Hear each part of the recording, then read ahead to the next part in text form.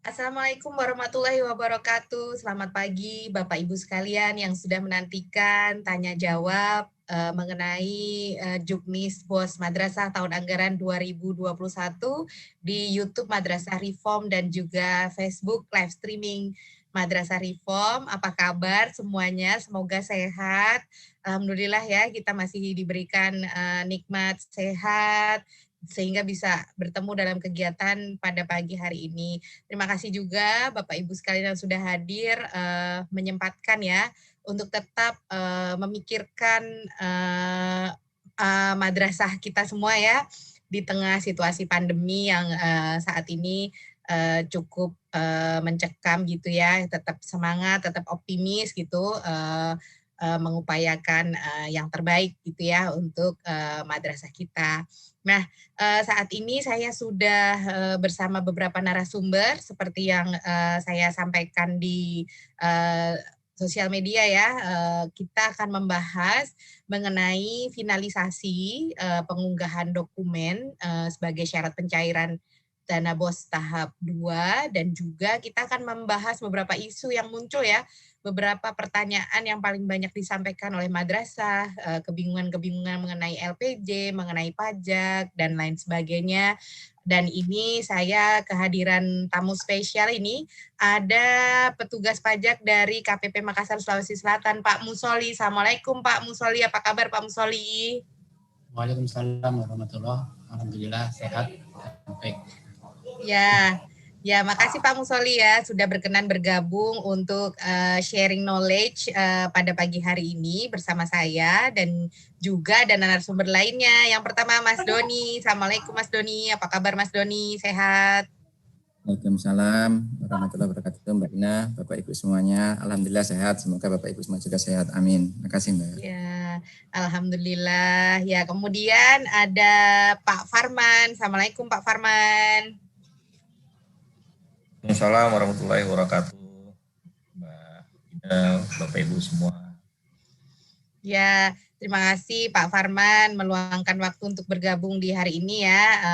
Pak Farman cukup aktif di grup-grup diskusi EDM, Erkam dan juga BOS ya. Nanti Pak Farman akan menyampaikan beberapa hal gitu yang paling banyak ditanyakan dan juga ada Mbak Via dari Sulawesi Selatan nih selaku ujung tombak nih yang di lapangan ini yang berinteraksi langsung ya dengan lembaga-lembaga madrasah ini nanti juga akan menyampaikan beberapa isu-isu di lapangan yang dihadapi. Assalamualaikum Mbak Via. Waalaikumsalam Mbak Ina. Waalaikumsalam Pak Musoli, Mas Doni, Mas Farman. Sehat selalu ya semua. Ya, amin. Mbak Via nih kayaknya di kantor ya, jadi pakai masker ya? Saya di kantor, saya kebagian WFO hari ini Mbak. Oh, ya. Ya, semoga sehat-sehat selalu ya. Oke, nah Bapak Ibu, ini ada beberapa isu yang akan kita bahas ya. Yang pertama mengenai pajak. Ada beberapa kebingungan ya mengenai bagaimana sih penghitungan pajak ini, itu ya PPH, PPN gitu ya. Nah, lalu kemudian nanti akan disampaikan juga mengenai LPJ. Ini juga ada beberapa isu yang simpang siur ya di lapangan. Apakah LPJ itu harus berlembar-lembar atau satu lembar, atau LPJ seperti apa yang harus diunggah di portal BOS. Kemudian juga kami akan menyampaikan mengenai tata cara verifikasi ya oleh Bapak Ibu nanti di kabupaten kota gitu ya, agar mempermudah proses pencairan ini. Kemudian ada nanti kita singgung juga soal Erkam, kemudian bagaimana sih ketika Bapak Ibu hingga tanggal 10 Juli nanti dana BOS tahap 1-nya belum terserap hingga 80%, apa sih kebijakan next-nya gitu ya yang akan diambil terkait hal tersebut gitu. Baik, langsung saja kita mulai. Kita diskusi mengenai pajak. Nanti Mbak Via mungkin bisa disampaikan beberapa pertanyaan yang paling banyak ditemukan di lapangan ya, untuk kemudian bisa dijawab langsung oleh Pak Musoli. Nanti kita juga minta pendapat Pak Farman, seperti itu.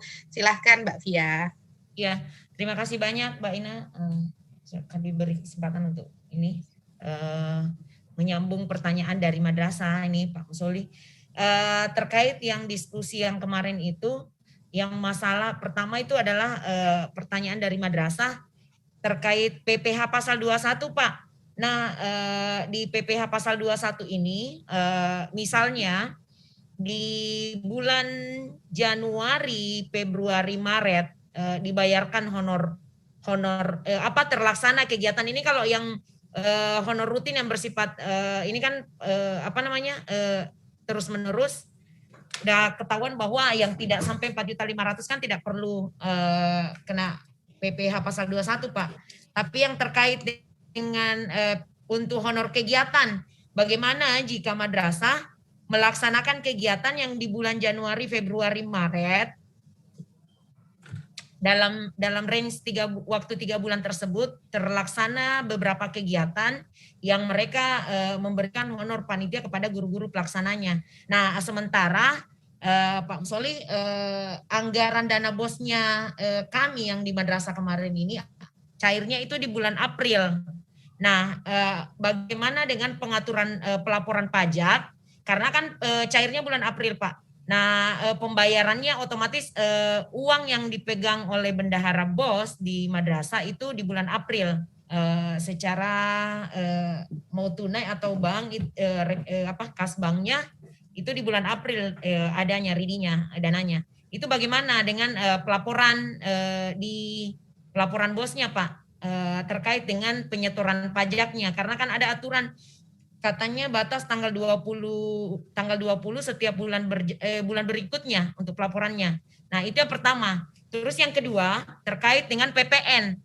Bagaimana jika di madrasah tersebut misalnya membeli barang alat pengolah data, misalnya laptop, ini spesifik Pak Musoli.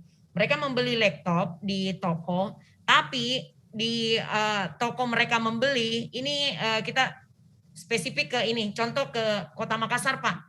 Dia membeli laptop seharga 9 juta, tapi tidak diberikan bukti setoran pajak oleh toko.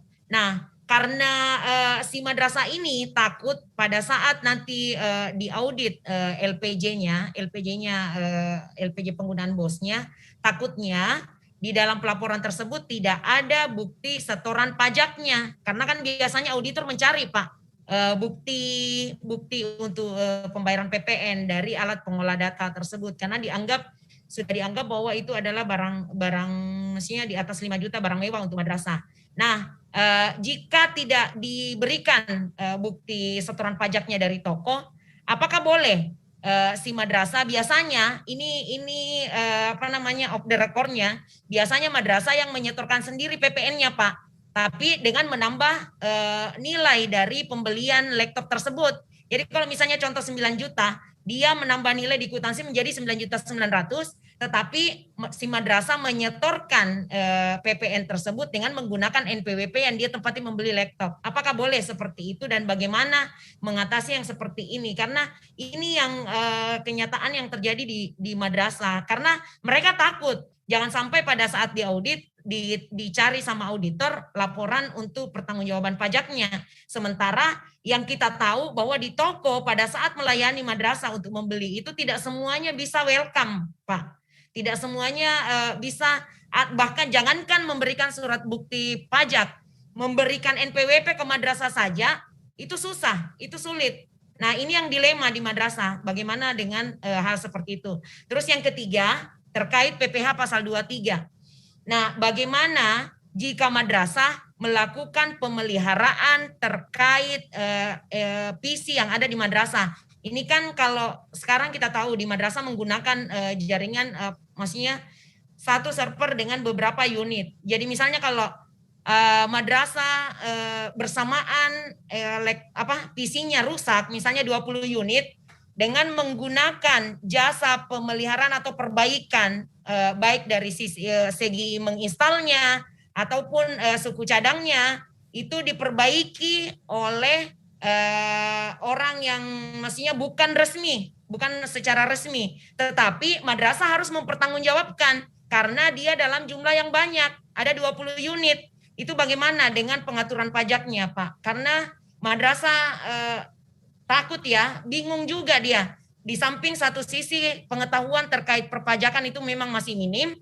Terus yang kedua takut karena beberapa kejadian selama ini kalau di auditor sama audit dipertanyakan di pelaporannya. Jadi makanya pada saat sekarang kita di Kementerian Agama, khususnya kami di Sulsel ada aplikasi Rekam, namun bukti fisik pelaporan itu nanti terakumulasi selama 1 tahun anggaran itu memang harus lengkap. Jadi apa yang ada di bukti fisik di pelaporan dalam bentuk kertas yang disimpan dokumennya di madrasah itu seiring sejalan dengan apa yang ada di aplikasi. Cuman korelasinya bingungnya di sini di perpajakan itu.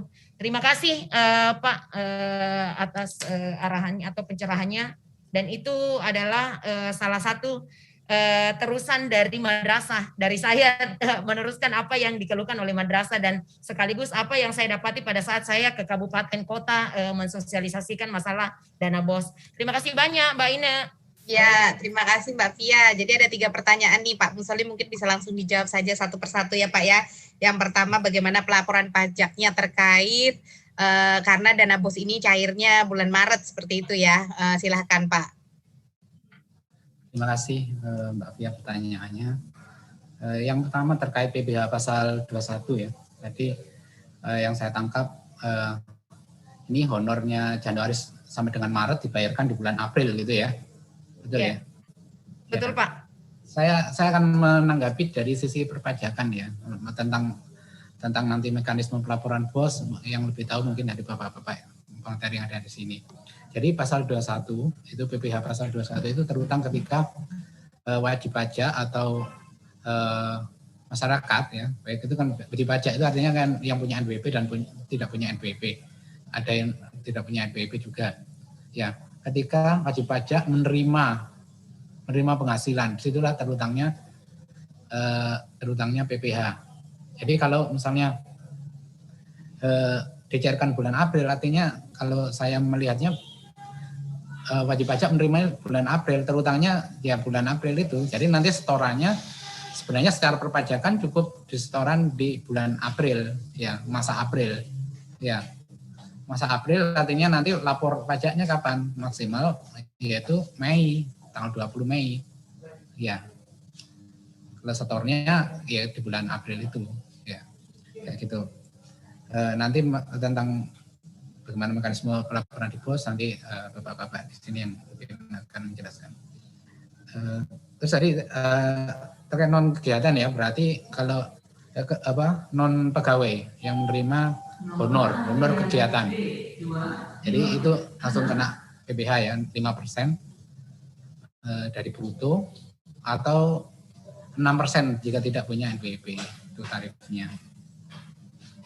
Jadi terutangnya itu tadi ya, ketika dia mendapatkan di bulan yang sama. Yang kedua terkait PPN. Jadi yang saya tangkap ya, pertanyaannya adalah madrasah beli laptop seharga 9 juta tidak diberikan bukti bayar. Ya. Baik, ini ketentuannya sebenarnya ketika toko itu, katakanlah tokonya PKP ya, maka dia harus menerbitkan faktur. Ya, yang pertama menerbitkan faktur untuk pembelian barang itu. Di situ faktur itu tersebut di situ jenis barangnya apa, harganya berapa, DPP-nya, dan juga PPN.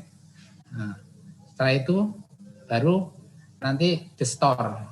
Di-store-nya pakai NPWP-nya bendahara, NPWP-nya rekanan atau tokonya. Masalah yang nyetor siapa? Nah, ini diserahkan ya. Yang nyetor siapa yang jelas NPWP-nya NPWP rekanan ya, NPWP KP-nya yang nyetor. Tadi dibilang madrasahnya yang menambahi, yaitu mekanisme kami serahkan kepada madrasahnya. Kalau memang di harga barang itu belum termasuk PPN, ya memang harusnya ditambahi PPN-nya. Nah, yang nyetor bisa PKP-nya sendiri atau bendahara. Gitu. Bagaimana tadi juga pertanyaannya NPWP-nya tidak dikasih ya, gitu ya. Kalau NPWP tidak dikasih, sudah minta NPWP tidak dikasih, ya karena memang ini pembelian barang harus terutang PPN dan juga untuk jaga-jaga biar ketika nanti pemeriksaan ya di audit dan sebagainya ada PPN, ya membayarnya pakai NPWP bendahara saja gitu. Ya, dimana lagi kan harusnya ketentuannya memang NPWP-nya NPWP rekanan, NPWP PKP, tapi karena tidak dikasih NPWP, ya terpaksa pakai NPWP-nya bendahara. Itu jawaban saya. Tapi yang Pak, ketiga, ya? Tapi tidak kontradiksi dengan aturan bahwa madrasah swasta itu tidak dikenakan gitu. Bukan wajib pemungut. Iya, itu ya. Karena kalau menggunakan NPWP dari si lembaga, sementara kita terhijab oleh aturan bahwa madrasah swasta kan bukan wajib pemungut. Gimana itu? Baik, ini menurut saya kalau saya menafsirkan aturan ya, karena itu memang tadi saya lupa bahwa ini adalah swasta ya, karena dia tidak wajib memungut PPN ya, memang harusnya memang pakai NPWP rekanan. Kalau misalnya gimana, ini kan swasta ya, saya kembali ke dasar, berarti ya itu kewajibannya melekatnya kepada wajib pajak, artinya tidak melekat ke bendahara. Ya. Berarti tidak, intinya menurut saya kalau memang tidak dikasih NPWP ya tidak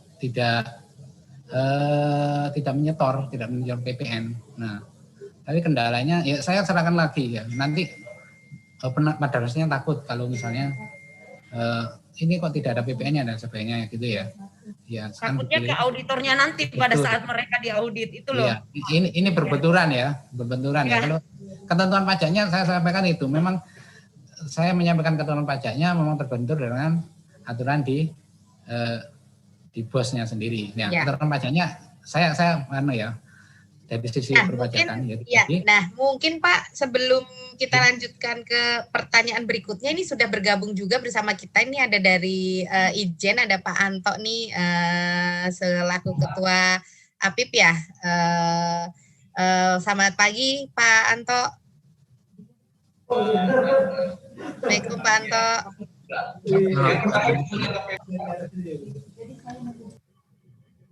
Ya, Mas Anto mungkin bisa ditanggapi nih tadi polemik yang disampaikan Mbak Via ini soal PPN ini ya. Tadi sudah ditanggapi sama Pak Musoli nih. Nah, lalu kalau dari Itjen sendiri menyikapi hal ini bagaimana nih Pak Anto? Mungkin bisa dijelaskan. Yang pertama mohon maaf tadi telat masuknya, jadi belum komprehensif gitu tadi apa. Oh ya, mungkin bisa saya rekap sedikit ya. Jadi Mbak Via ini menyampaikan nih Pak Anto bahwa bagaimana ya ketentuannya ketika membeli barang yang seharusnya dikenakan PPN, namun penyedia barang tersebut tidak bisa menyampaikan bukti potong PPN-nya gitu ya Mbak Via ya. Nah, kemudian madrasah tuh menambahkan sendiri PPN-nya gitu. Nah, itu kemudian seperti apa? Kalau tadi saran dari sisi perpajakannya kan tetap dimasukkan PPN gitu ya. Tapi ketika itu madrasah swasta, kan mereka terkena aturan bahwa non PKP gitu ya. Sehingga kadang-kadang madrasah itu menghadapi kekhawatiran gitu dari sisi pajaknya. Mau mematuhi gitu, tapi nanti terbentur dengan aturan bahwa madrasah swasta ini non PKP gitu ya, yang tidak wajib membayarkan pajak tersebut gitu. Gimana nih Mas Anto? Ya, yang pertama mengenai PKP dan non PKP ya. Jadi harus jelas dulu nih Mbak, status PKP perusahaan tersebut, penjualnya. Ketika memang dia statusnya non PKP, itu dasarnya apa? Biasanya kami itu kan seperti itu. Ketika memang ada dasarnya, ada buktinya bahwa penjualnya itu memang statusnya non PKP, maka kami biasanya minta bukti. Ini Anda tahu omsetnya setahun 4,8 minimal, yang 4,8 M itu tahu dari mana? Atau tahu seandainya kalau omset agak susah ya, atau tahu statusnya dia itu non PKP, itu tahunya dari apa gitu. Nah, ini dokumen-dokumen ini yang sebetulnya ketika ada pemeriksaan, biasanya ketika madrasah tidak bayar pajak, oh Pak, itu saya PT-nya non PKP. Nah, kami biasanya minta bukti. Apa bukti kalau dia non PKP? Itu satu. Yang kedua adalah mengenai PPN ya. Jadi kalau masalah pemotongan PPN, mekanismenya biasanya ini saya nggak tahu nih statusnya UP atau LS ya. Nah, ini juga ada efeknya ke sana. Kalau UP kan biasanya dia pakai BPP atau biasanya kayaknya LS ya, tahun ini kayaknya LS ya langsung kepada masing-masing.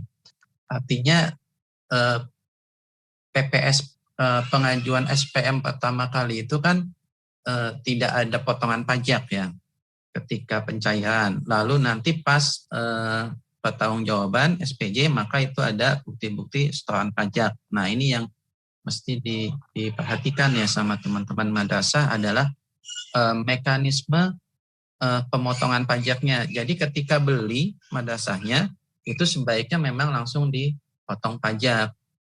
Kalau memang itu PKP statusnya ya, gitu kembali kalau memang PKP ataupun kena PPh 23 misalnya kan seperti itu. Nah, ini yang ketika memang dia bayar pajak maka minta bukti setornya seperti itu. Nanti bagian pemotongan pajak ini disertakan di bukti LPG-nya pembelian atau pengadaan barang dan jasa. Itu Mbak sementara dari saya. Ya, Mbak Via ada yang masih ingin ditambahkan soal ini? Atau Pak Farman ingin menanggapi, Pak? Mbak Via dulu. Mbak Via dulu, Mbak. Saya lagi nyiapin beberapa slide, nanti mungkin bisa di-share lebih memudahkan. Mbak Via, apakah jawaban ini tadi udah cukup komprehensif atau masih ada yang mengganjal? Kayaknya masih kurang yang satu deh, Mbak. Terkait PPh pasal 23 tadi, yang masalah jasa-jasa itu. Yang tapi kalau soal PPN ini udah clear ya, yang tadi madrasah ya memasukkan. Cukup dulu ya Mbak ya. Oke. Ya, oke. Kalau gitu Pak Musoli silahkan yang soal PPh 23 ya, Mbak. Yang pemeliharaan laptop itu tadi ya Mbak ya? Ya Mbak. Ya, silahkan Pak Musoli. Iya. Jadi terkait tadi pertanyaannya, kalau boleh saya ulang, terkait pemeliharaan laptop 20 unit ya. Di situ ada jasa, ada suku cadang ya. Nah, ini penyediaannya orang pribadi atau mungkin katanya tadi istilahnya tidak resmi gitu ya. Kalau saya ini orang pribadi itu aja ya. Gitu. Kalau ini badan ya, DV itu kan jelas ya, ini objek PPh pasal 23. Nah, karena ini orang pribadi dan orang pribadi itu bukan subjeknya PPh pasal 23, walaupun objeknya itu memang jasa ya, maka bisa dianggap ini ke PPh pasal 21 untuk jasanya ya. Ya pasal 21 kayak upah harian itu loh. Ya kan? Ya, untuk jasanya.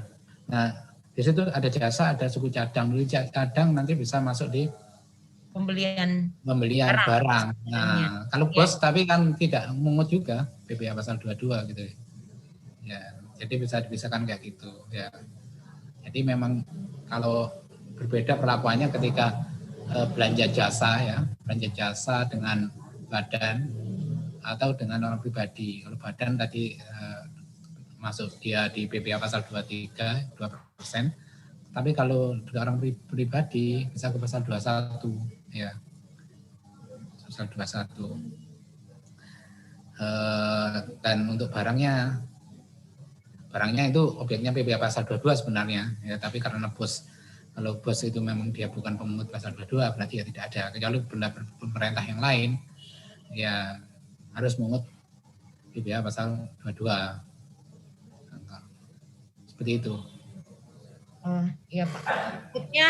Takutnya pada saat madrasah diaudit oleh tim audit itu sih ketakutannya. Pokoknya pada saat diaudit deh, ujung-ujungnya madrasah takutnya di situ. Pada saat diaudit gimana, nanti dicariin ininya, pertanggungjawabannya, sementara nanti tim auditor memaksakan ini nggak boleh, ini harus mengembalikan, kan kasihan. Itu yang kemarin yang ada yang terjadi yang seperti itu. Makanya sekarang lewat Q&A ini bisa memperlihatkan ke madrasah bahwa ini mumpung Mbak Ine ya ada Jen, mumpung ada Pak Anto juga dari Itjen ya, dan juga ada Pak Musoli dari pajak ya, jadi bisa terjembatani ya diskusinya gitu ya.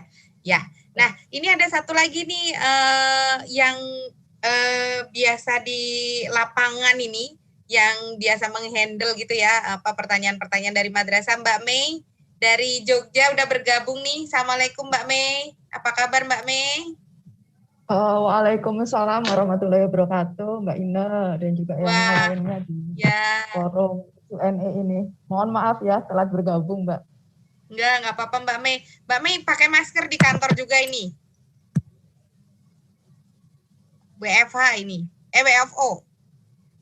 Audionya hilang Mbak Mei. WFH sih Mbak, WFH. Oh, WFH, Mbak. Oke. Ya, Mbak Mei ini tadi udah ada beberapa pertanyaan nih dari Mbak. Saya menyimak.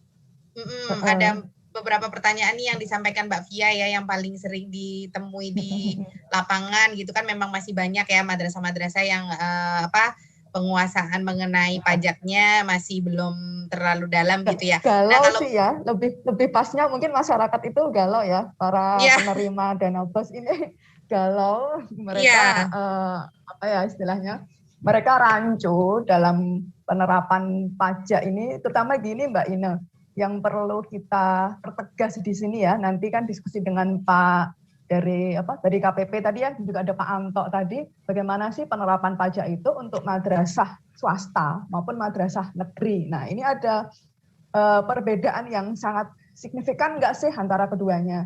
Karena beberapa kali kita sudah mengedukasi ke madrasah bahwa penerapan untuk BOS di madrasah swasta maupun negeri ini berbeda. Untuk negeri memang kita paham lah, rigid ya untuk pajaknya, artinya bisa semua dikenakan pajak lah, kecuali memang tadi PPh 22 dan juga PPN yang memang bukan PKP, dan juga PPN untuk pembelian buku pelajaran, buku kitab, itu memang meskipun itu negeri tetap tidak dikenakan PPN. Tetapi untuk madrasah swasta, lah ini yang menjadi statement khusus, bagaimana sih, apakah perlakuannya sama nih dengan negeri atau memang ada yang berbeda gitu kan? Beberapa kali kan kita sudah sering mengulang-ulang dalam forum ini ya, untuk swasta ini memang berbeda sebetulnya dengan negeri gitu. Tetapi si swasta ini juga kadang ragu karena khawatirnya nanti ketika ada audit disalahkanlah oleh auditor gitu kan. Kok beda antara negeri dan swasta. Nah, yang harusnya ini kena PPN, yang itu enggak kena, yang ini tetap harus bayar. Padahal ketika kita mengedukasi untuk swasta ini berbeda ya Mbak ya, tidak kena PPN. Untuk PPh 21 pun juga ada statement khusus, ada perlakuan khusus. PPh 23 ada perlakuan khusus juga. Nanti mungkin bisa dipertegas Bapak-bapak yang ada di forum ini ya.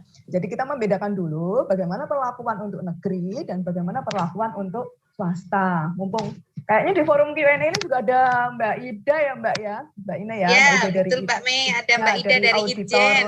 Ya, auditor kita sendiri gitu kan, dari Itjen gitu. Jadi biar sama-sama kita sepakati, biar nanti ketika di lapangan sama-sama tidak ada yang galau lagi lah di antara kita Mbak Ina. Makasih Mbak Ina.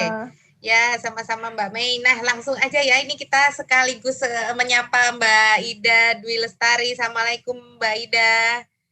Waalaikumsalam Mbak Ina, Mbak Mei, apa kabar? Ya, Alhamdulillah baik. Ya, makasih Mbak Ida ya udah join pagi hari ini. Terus langsung dapat berondongan pertanyaan dari Mbak Mei ini barusan. Silahkan Mbak Ida, mungkin bisa ditanggapi langsung. Iya, baik. Terima kasih teman-teman semua. Menanggapi tadi dari Mbak Mei, memang benar satu hal yang harus kita yakini atau kita pahami bersama, baik itu dari dari audit maupun dari kami sebagai auditor, bahwa memang perlakuan perpajakan pada madrasah negeri dan madrasah swasta memang ada perbedaan, itu yang harus kita pahami bersama. Kebetulan beberapa teman auditor juga join di sini.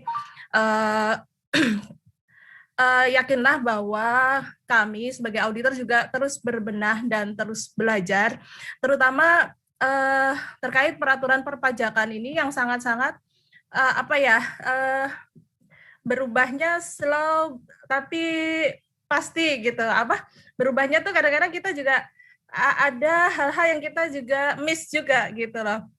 Ya, sangat dinamis ya Mbak ya. Ya, dinamis banget ya Pak Farman ya. Itu. Jadi kalau madrasah negeri memang tadi seperti yang disampaikan oleh Pak Anto, memang kalau madrasah negeri kita melalui mekanisme yang udah relatif dibilang firm. Artinya kalau LS langsung dipotong, kalau bendaharanya juga dia sebagai wajib pungut dan wajib store, itu relatif kami di madrasah, kami sebagai auditor di madrasah negeri, kami sudah meyakini bahwa itu banyak benernya, karena kan mereka teman-teman bendahara di madrasah negeri selalu diawasi juga dikontrol juga sama teman-teman yang di KPPN. Untuk yang di madrasah swasta memang seperti disampaikan tadi sama Mbak Mei, ya ada beberapa gray area dan loophole yang kadang-kadang kami juga multitafsir juga. Ya itu tadi memang kami nggak berhenti untuk terus belajar dan saling sharing dengan teman-teman di DJP dan di Pendis, terutama terkait kemarin yang kita bahas bareng itu tentang wajib store. Sebenarnya pemahaman saya sama Pak Musoli itu, saya pribadi itu sama dengan Pak Musoli ketika madrasah swasta melakukan penyerahan barang kena pajak dan jasa kena pajak pada rekanan yang yang non PKP. Sebenarnya kewajiban perpajakan itu bukan ada di madrasah swasta, tapi ada di rekanan. Kalau kita melihat kebijakan Bu Sri Mulyani terkait ekstensifikasi perpajakan, yaitu mendorong para rekanan atau penyedia untuk memiliki NPWP, untuk mendorong melaporkan pajaknya setiap tahun. Sebenarnya dari situ kita bisa lihat sebenarnya bagaimana pemerintah melakukan dorongan juga untuk ketertiban pelaporan penyetoran dan penatausahaan perpajakan pada semua wajib pajak, baik itu wajib pajak pribadi maupun wajib pajak badan. Kecenderungan terakhir ini saya lihat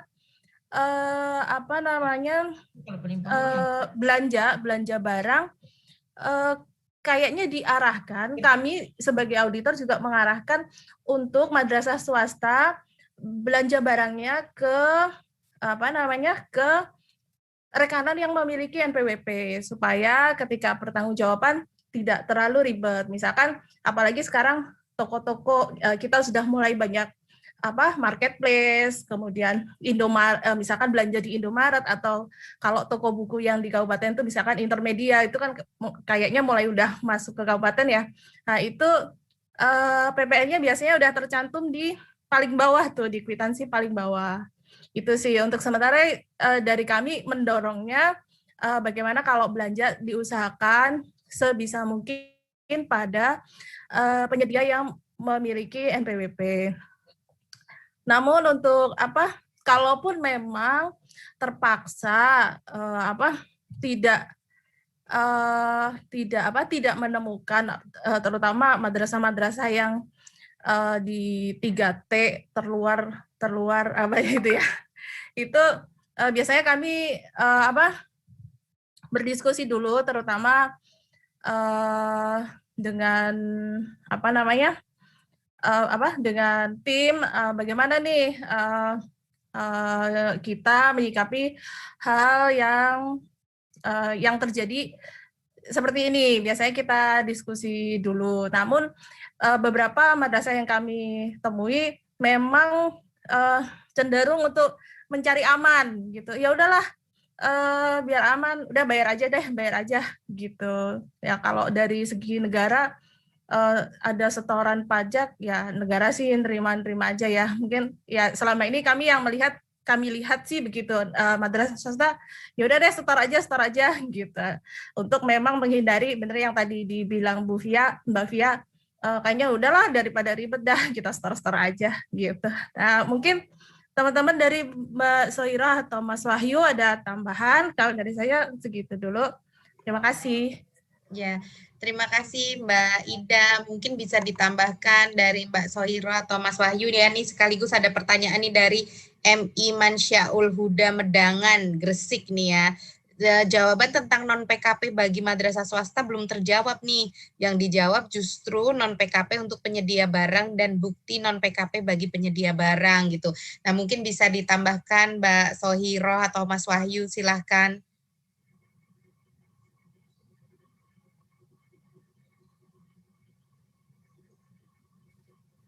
Ya, assalamualaikum Mbak Mei. Mbak Mei. Waalaikumsalam Mbak. Ya, silakan. Saya menambahkan aja terkait dengan yang di lapangan ya, yang terjadi di lapangan ya, yang selama ini ya, yang saya temui, ada madrasah ya untuk swasta ini ada PPh yang 22 itu kebetulan yang saya temuin itu harusnya kan PPh 22 kan nggak dibayarkan ya. Tapi ada yang membayarkan. Nah itu kita kan ya udahlah karena kita udah disetor gitu. Harusnya kan tidak. Itu hanya menambahkan itu aja, Mbak Ine. Terkait dengan tadi apa? PKP ya? Iya PKP. Madrasahnya yang non PKP ya? Madrasah non PKP ya? Iya. Untuk non PKP itu kan tadi yang dikatakan oleh Mas Anto. Kan kalau ada yang non PKP, dia membuktikannya itu dengan apakah dia itu mampu untuk membuktikan bahwa dia itu PKP non PKP itu dengan mengeluarkan faktur itu bisa nggak itu membuktikan? Mungkin itu aja. Kalau misalnya bisa, kita tim audit juga kita tuh apa namanya ya? Kita rembukan lagi dengan teman-teman kita juga gitu. Ini sebenarnya gimana gitu. Mungkin itu aja, Mbak Ina. Ya, terima kasih Mbak Soira. Pak Farman, ada yang ingin ditambahkan dulu Pak Farman nih soal ini Pak?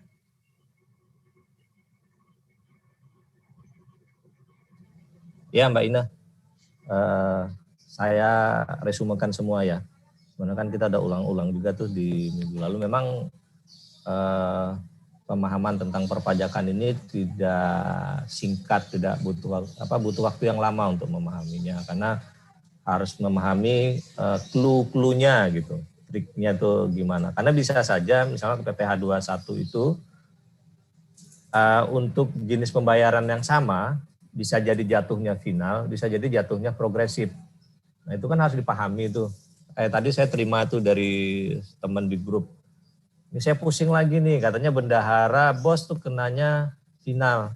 Lihat dulu skemanya seperti apa gitu. Kalau dia memang sudah terima gaji honor pokok sebagai guru, kemudian ada honor tambahan, semua honor tambahan itu jatuhnya final. Yang PTKP cuman yang rutin bulanannya aja atau yang harian kalau dia operator. Tapi operator juga harus dilihat juga. Kalau dia pegawai tidak tetap dia kenanya PTKP. Tapi kalau di outsourcing dengan disebutkan di outsourcing yang bukan pegawai, kenanya final Mbak. Nah itu yang harus dipahami itu, karakter-karakter itu tuh, yang seperti itu. Kemudian PPh 22 juga, PPh 22 itu masih banyak juga yang bilang madrasah negeri itu wajib pungut. Itu kalau dia sebut itu berarti dia baca aturan yang lama 2006, SE Dirjen Pajak 2006. Nah, coba lihat PMK 231 2019, di situ disebutkan untuk dana BOS, jadi kata kuncinya untuk dana BOS tidak dipungut PPh 22 negeri maupun swasta gitu. Nah ini juga mungkin kita perlu sosialisasi Bapak Ibu yang dari dari Itjen, teman-teman di kabupaten kota ini perlu kita sosialisasi juga aturan terbaru, dan di provinsi juga. Jadi masih banyak tuh yang mewajibkan pungut PPh 22 untuk dana BOS negeri gitu. Nah, sementara kan aturannya sudah jelas tuh, negeri swasta tidak pungut. Kemudian PPh 23 kuncinya cuma satu, perorangan atau badan seperti kata Pak Musoli tadi. Mau dia servisnya puluhan komputer, tapi kalau dia perorangan dia bukan subjek pajaknya PPh 22, PPh 23. Dia PPh 21. PPh 21 tidak kita yang potong. Tapi nanti dia hitung sendiri gitu. Nah, nanti itu yang perlu dipahami. Kalau dia badan, lihat lagi jasa atau sewanya. Karena kan harus dipahami subjek dan objeknya kalau PPh 23. Subjeknya adalah badan, kemudian objeknya jasa atau sewa. Di luar jasa konstruksi. Jasa konstruksi nanti ada pasal 4 gitu. Tidak lagi nanti ada skemanya. Itu sebenarnya sudah kita presentasikan juga tuh yang pasal 4 itu. Nah, yang sering kena sapu jagat itu adalah PPh lain jasa lainnya di definisi nomor 64 nanti saya perlihatkan. Yaitu jasa lainnya di luar dari yang 63 jasa-jasa lainnya itu. Jadi di dalam jasa lain itu ada jasa lainnya lagi gitu Mbak. Nah itu yang sapu jagat tuh, yang menjadi beban APBN. Nah itu yang perlu hati-hati.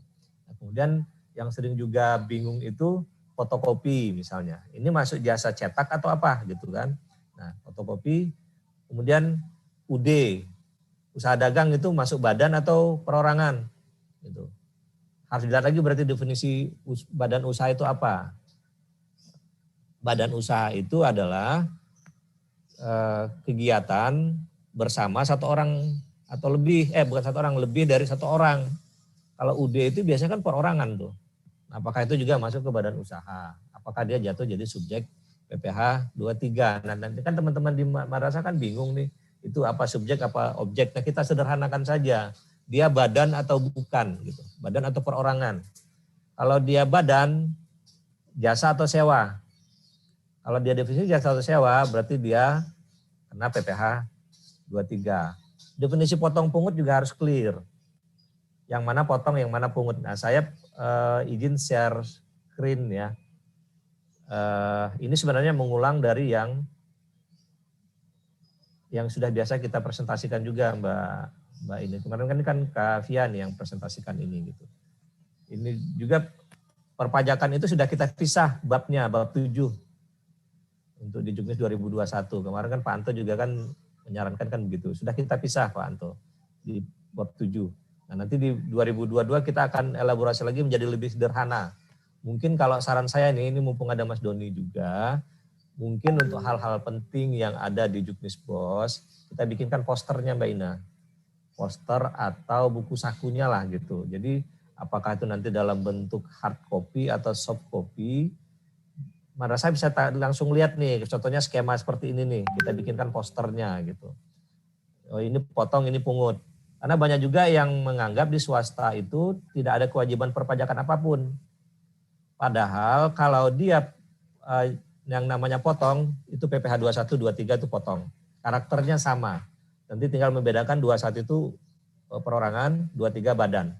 Nah kemudian kalau dia potong, pihak yang membayar yang sebagai wajib potongnya, mau negeri, mau swasta, mau apapun dia, bukan hanya sekolah, madrasah, tapi semua. Itu adalah wajib potong. Gitu ya. Kalau dia tidak potong, di kwitansi pembayaran harus dia tulis. Pembayaran sudah termasuk PPh 21 tidak dipotong. Jadi nanti kewajiban si wajib pajaknya, si penerima pembayaran yang nanti harus memperhitungkan nanti di SPT-nya gitu. Nah, kemudian PPh 22 PPN itu pungut. Ada lagi tentang biaya meterai ini rame juga nih biaya meterai. LPJ kena biaya meterai apa enggak? Itu rame juga itu Mbak. LPJ yang habis itu kena biaya meterai apa enggak itu? Itu rame juga itu di ini kan. Saya coba jelaskan simpulkan satu-satu gitu ya dari yang kita diskusikan tadi. Ini juga sudah pernah kita tampilkan kesimpulannya bahwa kalau negeri PPh 21 wajib potong. Swasta juga wajib potong, karena karakteristik untuk potong si pihak pembayar adalah pemotong wajib potongnya. PPh 21, 23 sama-sama wajib potong, negeri swasta. PPh 22 untuk dana bos tidak dipungut. clear itu saja gitu. Jadi itu nggak usah lagi melihat SE Dirjen yang lama itu gitu, yang negeri dipaksa untuk memungut PPh 22. Bahasanya harus diperbaiki. Yang pungut ya disebutkan pungut, yang potong disebutkan potong, jangan kebalik-balik gitu. PPh 22 disebutnya potong, PPN disebutnya potong, itu kebalik istilahnya gitu. Kemudian PPN dia untuk negeri wajib pungut, swasta tidak wajib pungut, tapi tidak wajib pungutnya bagaimana perlakuannya? Kalau dia PKP, apakah harga tetap di PPN tetap diperhitungkan atau tidak? Itu yang perlu tadi kita simpulkan gitu ya. Nanti saya tunjukkan di slide berikutnya. Nah ini salah satu yang sering jadi pertanyaan nih, karena begini, sering sekali baik di sekolah, di madrasah, negeri, swasta itu honornya berlapis gitu. Nah dan sering juga didefinisikan yang namanya pegawai tetap itu adalah ASN, bukan. Kalau swasta itu yang namanya pegawai tetap itu adalah yang menerima honor rutin bulanan secara berkala dalam periode tertentu gitu. Jadi bukan ASN, walaupun terminologinya adalah honor gitu ya. Jadi kalau dia terima rutin bulanan, apakah dia sebagai guru, sebagai bendahara, kalau tugas pokoknya adalah sebagai bendahara, dia kena PTKP bulanan. Kalau dia pegawai tidak tetap, dibayar harian, operator misalnya, dia dibayarnya harian, tapi statusnya adalah pegawai. Tapi pegawai tidak tetap, beda dengan yang outsourcing. Jadi nanti lihat di SK-nya gitu. Nah SK-nya harus dipertegas. Dia pegawai tidak tetap atau outsourcing tuh kalau yang operator. Kalau dia pegawai tidak tetap, kenanya PTKP harian 450.000. Tapi kalau dia outsourcing, kenanya yang final 50%. Nanti di slide berikutnya ada. Jadi skema ini sering nih, kadang kan saya kasih garis nih Mbak Ina. Jadi dia terima honor rutin bulanan juga ini. Yang skemanya harus PTKP bulanan. PTKP bulanan itu juga harus dilihat, bukan hanya 4.500.000, lihat statusnya juga. Ada yang dia TK0 yang kemarin saya presentasikan itu TK0, TK1, TK2, TK3, K0, K1, K2, K3 itu kan beda-beda skemanya tuh. Nanti kan ada juga yang dia suami istri bekerja, penghasilan digabung, KI. Kawin, istri bekerja, 0. Artinya tidak punya anak. KI 1. Nah itu anak 1. Sampai dia yang ditanggung oleh, yang terhitung itu yang sampai dengan ketiga PTKP-nya. Kalau dia punya 5 anak, yang 4-5 itu nggak bisa dimasukkan. Jadi hanya sampai 3 saja yang bisa diperhitungkan. Nah, yang rutin bulanan ini saya agak panjang jelaskan dikit ya. Yang rutin bulanan ini, dia jatuhnya ke PTKP Mbak. Atau yang dia pegawai tidak tetap yang harian jatuhnya PTKP harian, atau misalnya tukang ya, tukang juga harian lepas itu juga kenanya PTKP harian 450.000. Itu sebagian teman-teman sudah mulai ngerti, Mbak. Sudah mulai tercerahkan tentang skema ini, tapi memang sebagian kan memang perlu kita terus jelaskan gitu. Nah, kalau dia ini jatuhnya kalau dia TK 0 4.500.000. Kalau dia honor bulannya 1.500.000 di bawah PTKP otomatis tidak potong PPh 21. Tapi kalau dia honor bulanannya 6 juta, PTKP-nya 4.500.000, nah jangan dikalikan 6 jutanya tarif pajaknya, tapi penghasilan kena pajaknya gitu. Kena pajaknya 1.500.000, baru dikalikan dengan tarif pajaknya. Tarif pajak kan progresif juga, 5%, 15%, 25%, 30%, kan ada itu sampai dengan 50 juta. 50 juta sampai dengan 250 juta, 250 sampai dengan 500, dan seterusnya. Itu bisa dicari nanti di Google sebenarnya. Nah, ini saya pisah garisnya nih Mbak. Jadi ini dia rutin terima bulanan, ini sebagai honor tambahan nih. Dia merangkap sebagai bandara, terima lagi di slip yang terpisah gitu kan.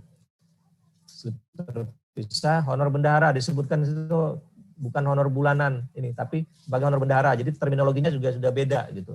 Ini kenanya final Mbak, karena dia sebagai penghasilan tambahan. Nah itu tadi yang didiskusikan di grup.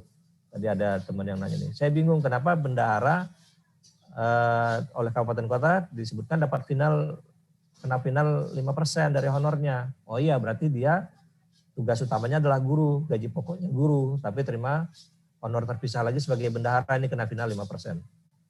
Berapapun besar honornya. Honor panitia kegiatan gitu juga, mau dia sebagai pengawas, mau sebagai panitia ujian, atau panitia kegiatan-kegiatan lain, kenanya final 5%.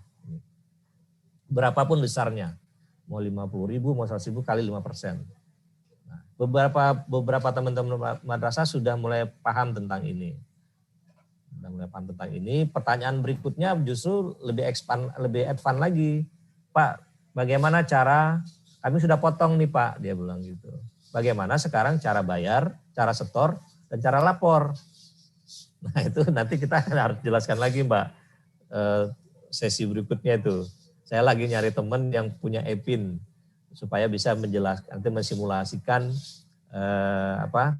skema setor dan lapor dengan menggunakan online. Karena kan yang paling praktis kan cara online gitu. Nah ini ya, nah ini juga kita kasih solusi juga alternatif. Kalau mau tidak repot memisahkan antara final dengan PTKP, ini semua digabung saja menjadi penghasilan atau honor berdasarkan beban kerja. Digabung saja ini jadi satu. Guru A ini nanti dihitung. Dia tugas utamanya sebagai guru, kemudian tugas tambahan sebagai bendahara, kemudian dalam kegiatan rutin harian itu ada terlibat dalam kepanitiaan apa saja. Berdasarkan penghitungan beban kerja itu, guru A ini dapat rate-nya, dapat gajinya misalnya 2 juta. Kemudian ada guru B, dia hanya guru saja, misalnya gitu. Guru saja dan terlibat sebagai panitia. Nah itu misalnya dikasih 1.750.000. Disesuaikanlah dengan ketersediaan dana yang ada di madrasah itu. Kan sudah kita kasih juga itu simulasinya. Sudah kasih juga tabelnya itu. Bisa dimodifikasi sendiri. Honor berdasarkan beban kerja, semua masuk nih. Yang ketentuan di dalam juknis masuk semua. Honor sebagai GBPNS rutin, kan di dalam juknis kan ada 3 Mbak. Rutin, kemudian output kegiatan, ini output kegiatan. Atau sebagai operator. Bisa tambahkan kalau dia merangkap sebagai operator di sini. Nah, dihitung beban kerjanya, nanti dapatlah urutan beban kerjanya gitu. Itu yang disebut dengan merit system. Jadi bisa saja guru yang junior itu bisa mendapat skema honor yang sama dengan yang lebih senior, tapi tidak ada beban tambahan apa-apa, dia hanya mengajar saja gitu. Nah, itu yang nanti menghitung pajaknya tinggal dihitung PTKP-nya saja, karena dia sudah jatuh bulanan saja, rutin bulanan. Nah dia kenanya PTKP aja gitu. Nah, tinggal diatur. Nah itu yang saya sebutkan itu disepakati aja di stakeholder di madrasahnya. Kita mau pakai skema apa nih? Mau pakai skema yang dipisah seperti ini. Nanti dipisah ininya, yang ini PTKP, ini yang final, atau yang begini. Kita tinggal menghitung PTKP-nya aja, masuk nggak dia di PTKP. PTKP juga harus dilihat, TK0 dan seterusnya itu gitu. Nah kalau sudah seperti itu, insya Allah tidak repot lagi, tinggal nanti kalau yang masuk di dalam skema PTKP-nya, dihitung PKP-nya, penghasilan kena pajaknya berapa, itu yang dipotong dan setor gitu, dan lapor. Itu kalau untuk yang PPh 21, Mbak. Itu nanti filenya saya berikan ke supaya bisa nanti dimasukkan di dalam ini kita di dalam YouTube kita. Kemudian, nah ini yang bukan pegawai tadi disebutkan juga Pak Musoleh. Jadi dipisahkan dulu pegawai bukan pegawai. Pegawai dibagi 2, pegawai tetap dengan pegawai tidak tetap. Dan jangan sampai bias ya. Pegawai itu bukan ASN maksudnya, tapi adalah orang yang ditetapkan sebagai pegawai di madrasah itu. Cara melihat di mana? Dilihat di SK kamatnya gitu, atau di SK yayasannya gitu Mbak. Jadi bukan dia status sebagai ASN, bukan, tapi dia memang pegawai madrasah itu gitu, tetap atau tidak tetap. Nah itu ya. Nah kemudian yang bukan pegawai ini misalnya dia narasumber dari luar, walaupun dia ASN di luar gitu, itu kan dia bukan pegawainya madrasah itu, tapi dia ASN di instansi lain, tapi di madrasah itu dia bukan pegawainya madrasah itu. Nah kalau dia berstatus ASN, tarif pajaknya sesuai dengan golongan. Ada yang tidak kena, golongan 3 kena 5%, golongan 4 atau pejabat negara kenanya 15%. Itu banyak juga yang nanyakan ke saya. Itu sudah ada juga di slide kita sebenarnya, gitu, yang sudah dibagikan. Nah, non ASN kenanya final 50%, gitu ya. Honor dikali 50% baru kena tarif pajaknya 5%. Nah, operator nih yang tadi saya sebutkan, kalau dia berstatus outsourcing, dia kenanya final 50%. Tapi kalau dia ditetapkan operator sebagai bukan pegawai yang menerima honornya harian, itu kenanya PTKP 450.000. Nah, tinggal pilih dia. Tinggal ditetapkan saja mau menghitung skema yang mana, mau yang skema PTKP atau skema final.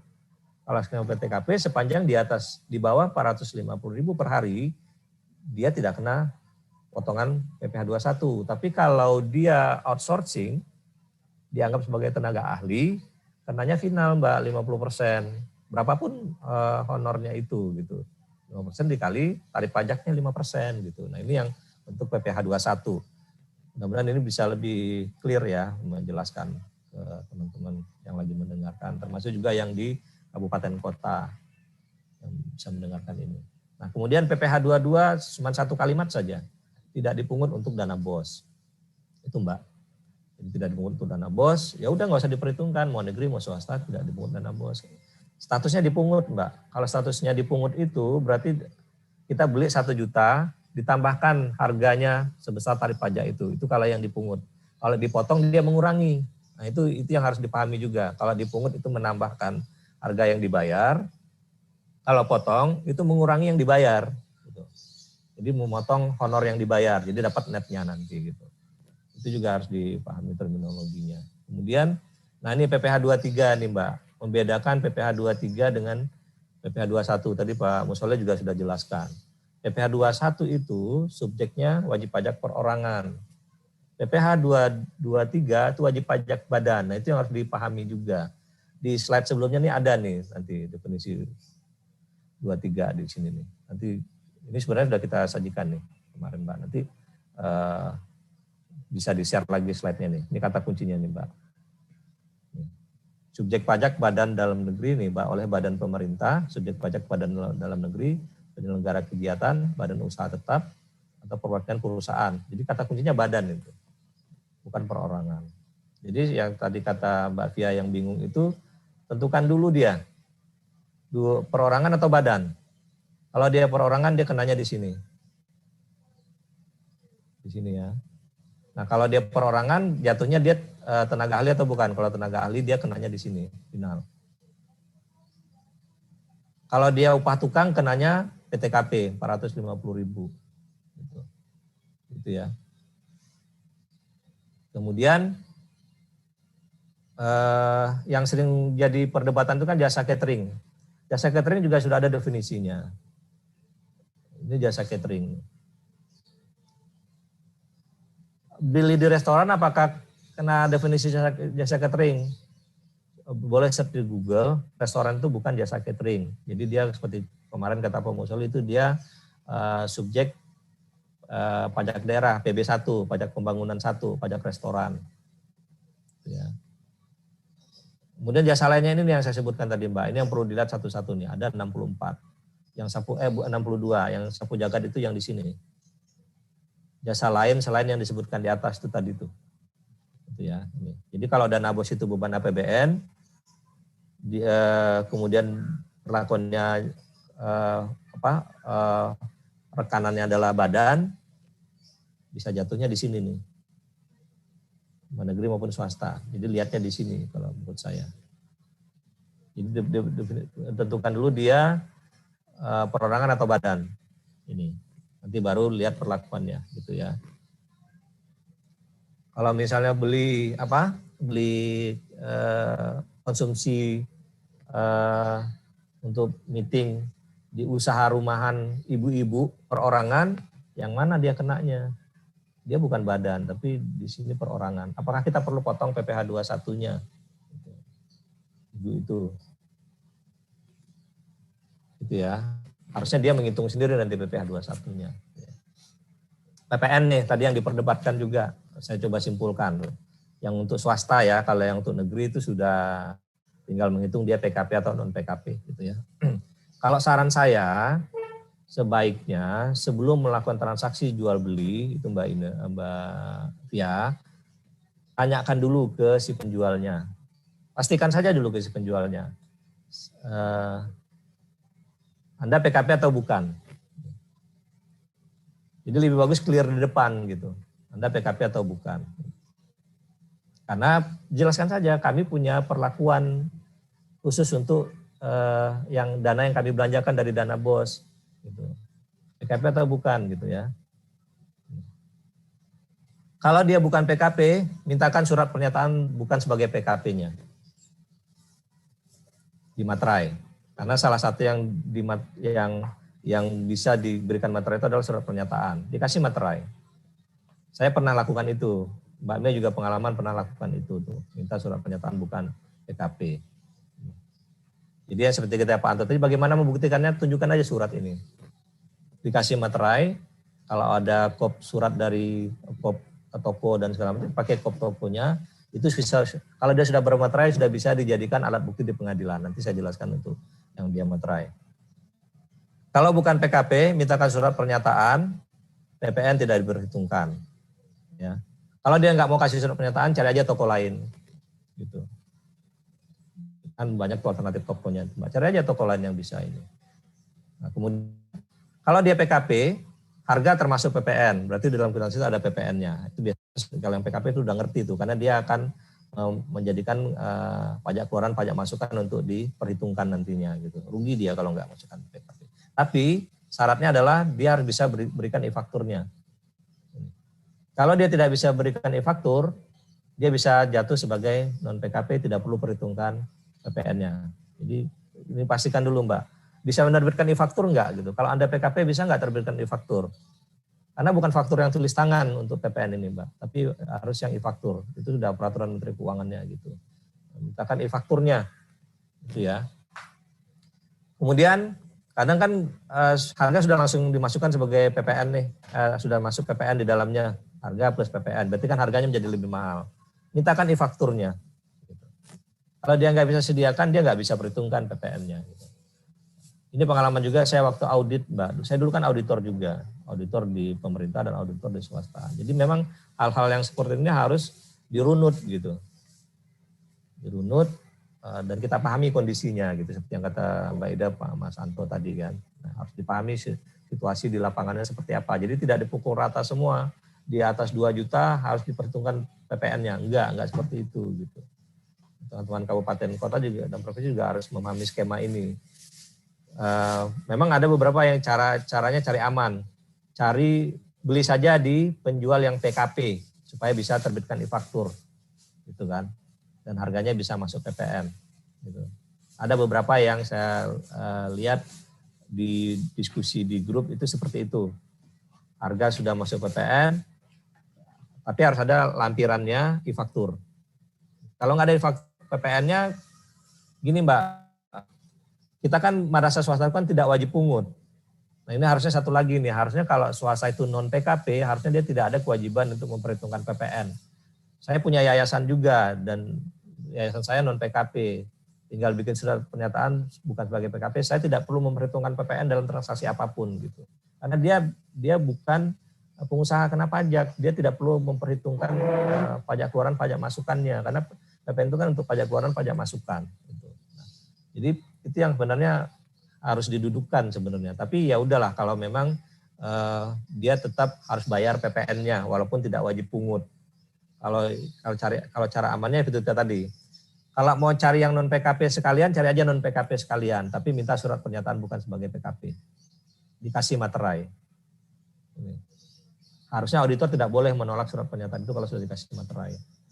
Gitu ya. Tidak lagi menanyakan apakah kamu yakin nih dia bukan 4,8 miliar. Dia sudah bikin surat pernyataan kok. Sebagai bukan PKP dan diberi materai. Kalau dia bohong, ajukan ke pengadilan karena sudah dikasih materai. Jadi tegasnya di situ Mbak, clue-cluenya itu.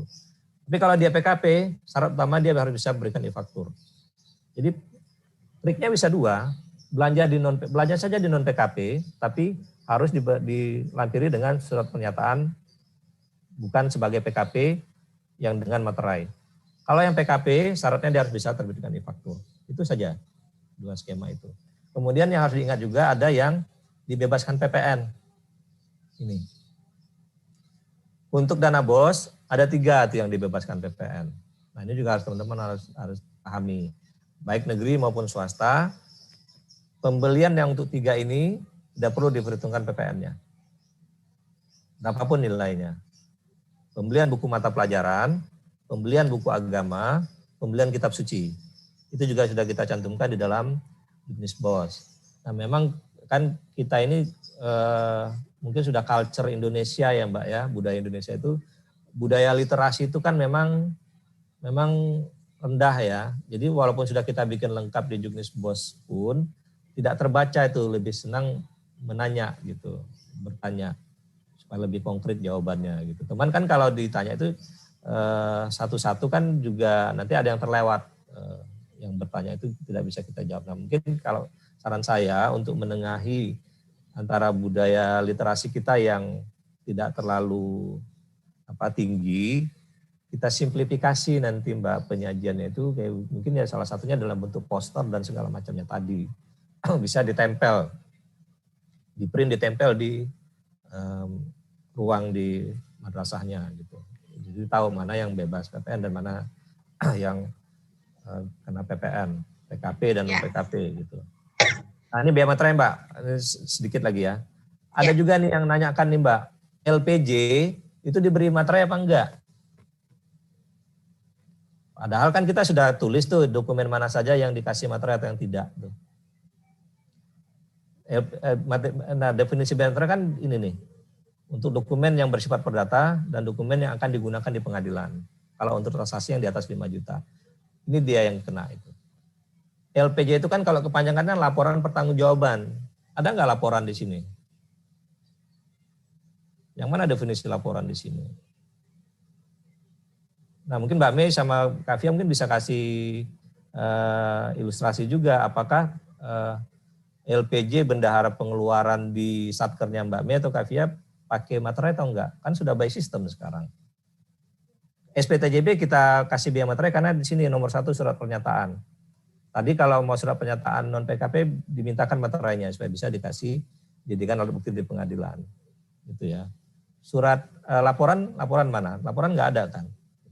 Nah, bayangkan kalau misalnya nanti ada 1.000 madrasah yang diminta kasih materai 10.000, berarti 10 juta ada pengeluaran dana BOS yang harusnya tidak perlu dikeluarkan untuk itu. Apalagi kalau nanti LPJ-nya 6 lembar, 60.000 madrasah mengeluarkan untuk transaksi yang tidak perlu dia lakukan sebenarnya.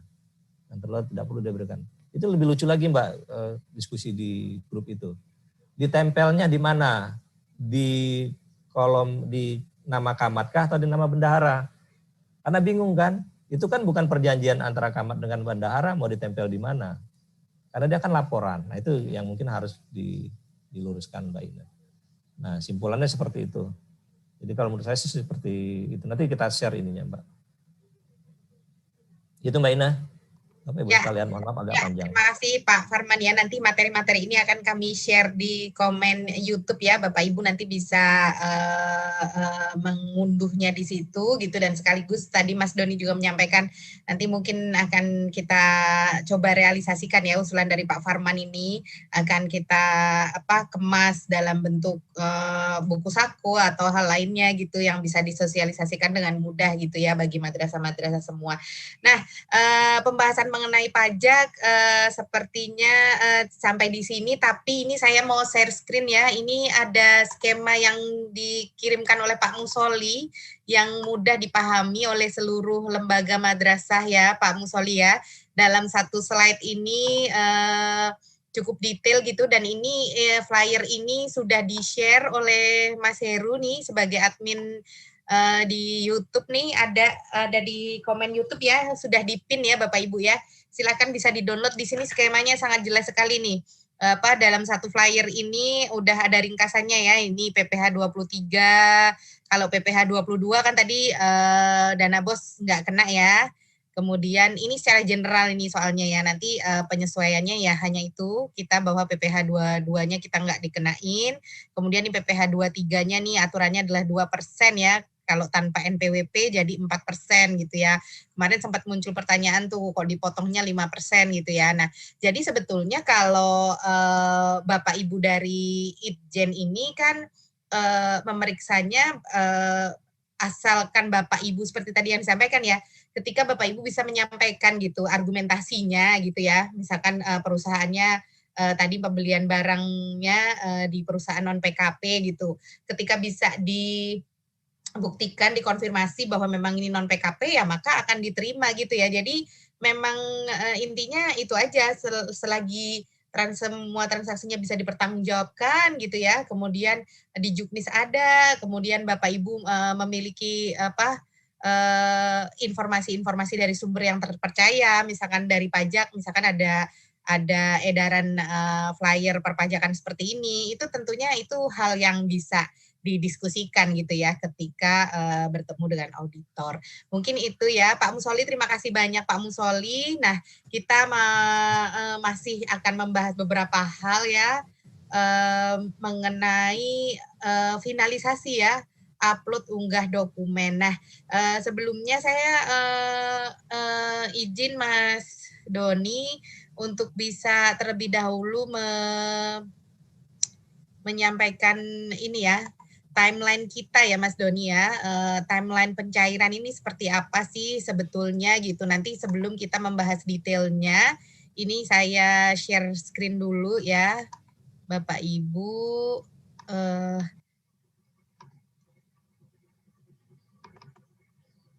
Nah, ini saya share screen timeline pencairan dana BOS-nya. Mohon Mas Doni bisa dijelaskan. Silahkan Mas Doni.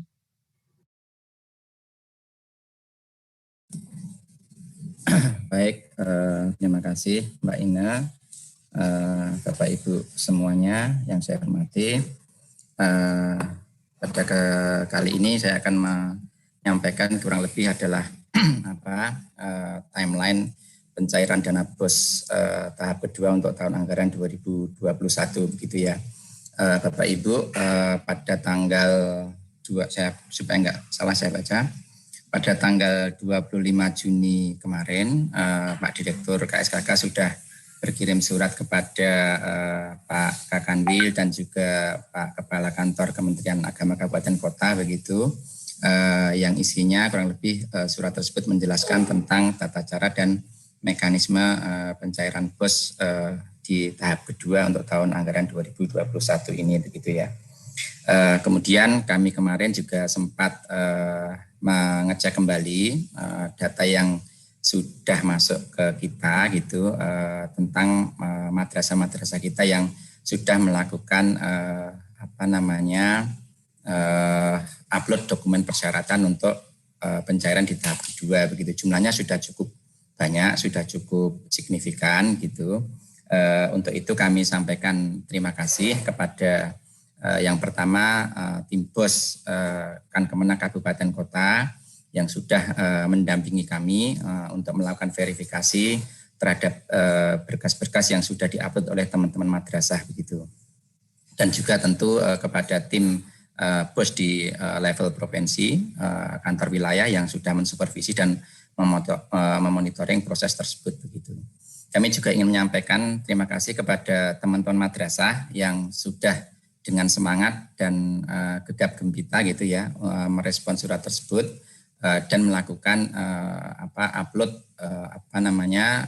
dokumen-dokumen persyaratan tersebut begitu. Nah, bagi yang belum ya tolong dengan sangat segera dilaksanakan proses tersebut.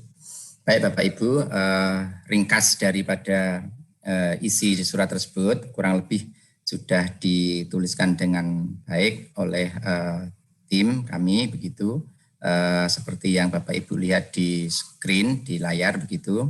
Yang pada pokoknya adalah yang pertama di surat tersebut menjelaskan bahwa upload LPJ BOS tahap 1 dan upload persyaratan BOS tahap 2 itu dimulai dari tanggal 28 Juni sampai dengan 10 Juli 2021. Ini mohon dinotis benar, diperhatikan benar oleh teman-teman madrasah. Sekarang sudah tanggal 8, tinggal 2 hari lagi begitu. Jadi kami mohon bagi teman-teman madrasah yang belum melakukan proses ini, segera melakukan proses ini, menggenapi atau menyelesaikan proses ini begitu. Kita sudah belajar banyak di proses sebelumnya, di pencairan tahap pertama, di mana memang hasil evaluasi kami, mohon maaf harus kami sampaikan secara jujur, masih ada teman-teman sebagian madrasah kita itu yang menggampangkan, mengabaikan proses-proses yang seharusnya teman-teman lakukan begitu. Untuk tahap kedua ini kami tidak ingin terjadi hal tersebut dan kami sudah berkomitmen bahwa aturan yang main yang kita buat, timeline yang kita buat harus ditegakkan dengan baik gitu ya. Kita harus menghargai teman-teman madrasah yang bekerja dengan baik, bekerja secara tepat waktu begitu. Kalau ibaratnya kalau naik pesawat, kita tidak usah menunggu satu penumpang atau dua penumpang yang abai terhadap aturan ataupun kesepakatan yang sudah disepakati begitu. Kalau satu dua itu abai, ya kita tinggal saja begitu. Resiko menjadi tanggung jawab masing-masing yang abai tersebut begitu. Jadi kami mohon benar sekali lagi bagi teman-teman madrasah yang belum melakukan proses upload administrasi pencairan tahap kedua, dipersilahkan segera melakukan upload sesuai dengan timeline yang kami sebutkan tadi begitu.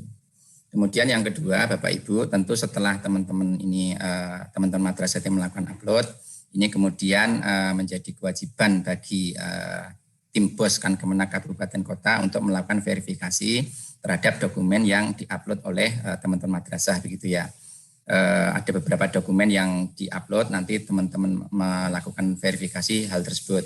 Proses uploadnya itu dimulai dari tanggal 30 Juni dan berakhir tanggal 12 Juli 2021. Jadi artinya kalau kita lihat itu 2 hari setelah teman-teman madrasah mengupload, kemudian tim BOS Kemenak Kabupaten Kota melakukan verifikasi dan 2 hari setelah batas akhir upload dokumen administrasi oleh teman-teman madrasah, teman-teman Kemenak Kabupaten Kota masih bisa melakukan verifikasi begitu. Nah nanti terkait LPJ, khusus terkait LPJ yang diupload bagi madrasah yang non sasaran IRKAM atau belum mendapatkan pelatihan BIMTEK IRKAM dan EDM, nanti akan dijelaskan lebih detail oleh tim yang lain. Mungkin ada Mbak Via dan Pak Parman gitu. Kemudian yang ketiga, ya nanti setelah Bapak Ibu dari tim BOS Kemenak Kabupaten melakukan verifikasi dan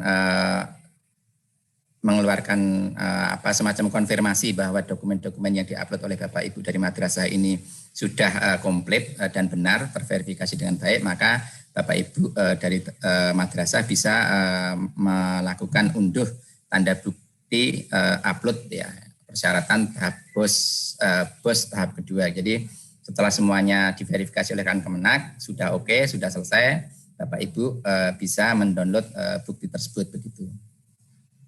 Kemudian yang keempat adalah terkait pencairan dana BOS. Nah ini yang penting nih Bapak Ibu.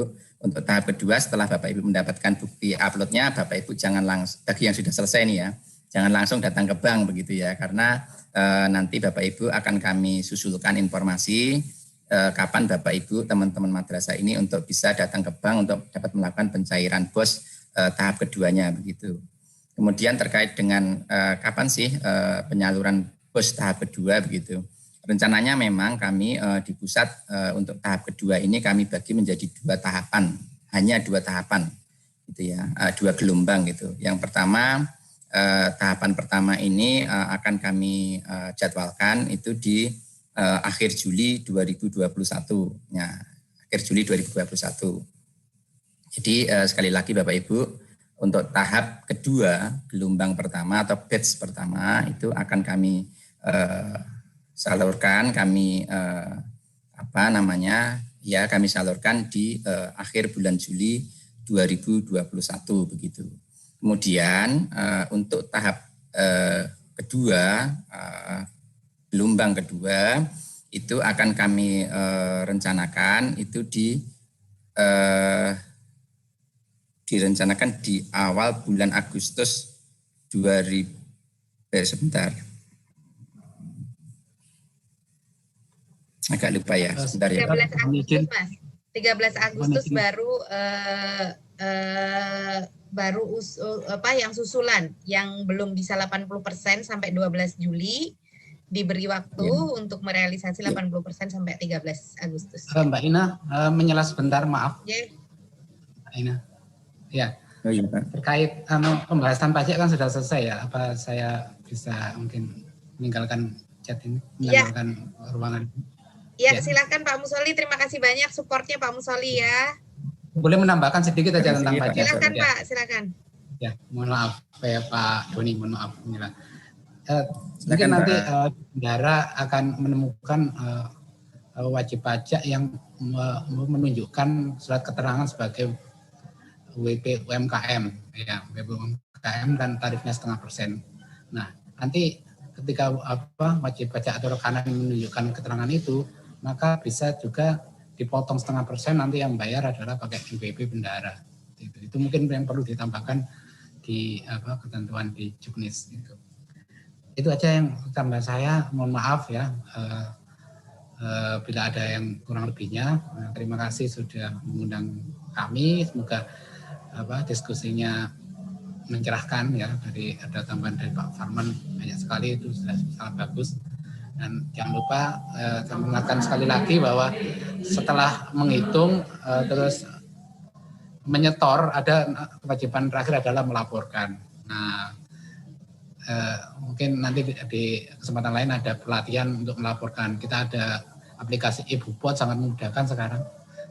Ibu-Pot ya, itu saya mencoba, itu sangat memudahkan ya. Itu aja tambahan dari saya. Ya, terima kasih Pak Musoli.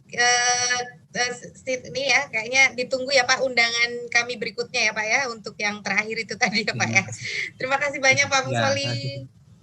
Ya, saya akhiri. Assalamualaikum warahmatullahi wabarakatuh. Waalaikumsalam. Terima kasih Pak. Waalaikumsalam. Terima kasih Pak Musoli. Ya, Mas Doni mungkin bisa dilanjutkan lagi Mas. Poin 7 ya, terakhir ya.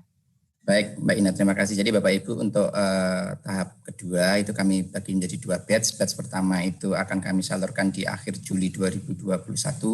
Kemudian batch kedua itu di akhir Agustus 2021. Untuk batch kedua ini diperuntukkan, sebenarnya desain kami, skenario kami diperuntukkan untuk madrasah-madrasah yang berada pada daerah tertinggal dan madrasah-madrasah yang kemarin itu mendapatkan perbaikan alokasi dana BOS begitu ya. Sumber dananya itu dari optimalisasi di dana-dana yang ada di semester atau di tahap pertama begitu. Jadi sekali lagi Bapak Ibu, kami mohon bagi yang belum melakukan upload kelengkapan administrasi, kami persilahkan segera melakukan upload begitu. Agar Bapak Ibu itu bisa masuk dalam tahapan pencairan untuk semester 2 yang tahap pertama begitu. Saya kira demikian Mbak Ina. Nanti mungkin kalau Bapak Ibu belum mendapatkan surat tersebut, nanti silakan menghubungi Madrasah Digital Care. Di situ nanti kami akan juga bisa melakukan share surat kami begitu, agar Bapak Ibu lebih mudah memahaminya begitu. Saya kira demikian Mbak Ina. Terima kasih. Assalamualaikum warahmatullahi wabarakatuh. Waalaikumsalam warahmatullahi wabarakatuh. Ya, terima kasih Mas Doni. Nah, itu tadi terkait timeline ya Bapak Ibu ya. Jadi sudah ditegaskan ya, ada timeline yang harus dipatuhi gitu. Nah, tentunya itu tidak bisa dilepaskan dari peran Bapak Ibu di Kankemenak ya, dalam hal memverifikasi gitu berkas-berkasnya. Salah satunya adalah LPJ. Nah, ini banyak sekali pertanyaan nih ya Pak Farman, Mbak Via, Mbak Mei, soal LPJ nih. Yang harus diupload itu apa sih gitu? Apa sama BKU-nya, sama scan kwitansinya, terus LPJ-nya itu apakah Januari, Februari, Maret, April, Mei, Juni, atau 1 lembar LPJ gitu. Nah, ini saya membuatkan infografisnya juga nih. Nanti mungkin Pak Farman bisa bantu menjelaskan ya Pak Farman ya. Ini saya share. Ini supaya lebih mudah dipahami ya. Ini mohon ini kita menyamakan persepsi ya antara lembaga madrasah dan juga Bapak Ibu di Kankemenak ya. Karena banyak yang dokumennya sudah diunggah sama madrasah tapi kemudian dikembalikan gitu minta direvisi gitu ya dari Bapak Ibu Kankemenaknya. Silahkan Pak Farman.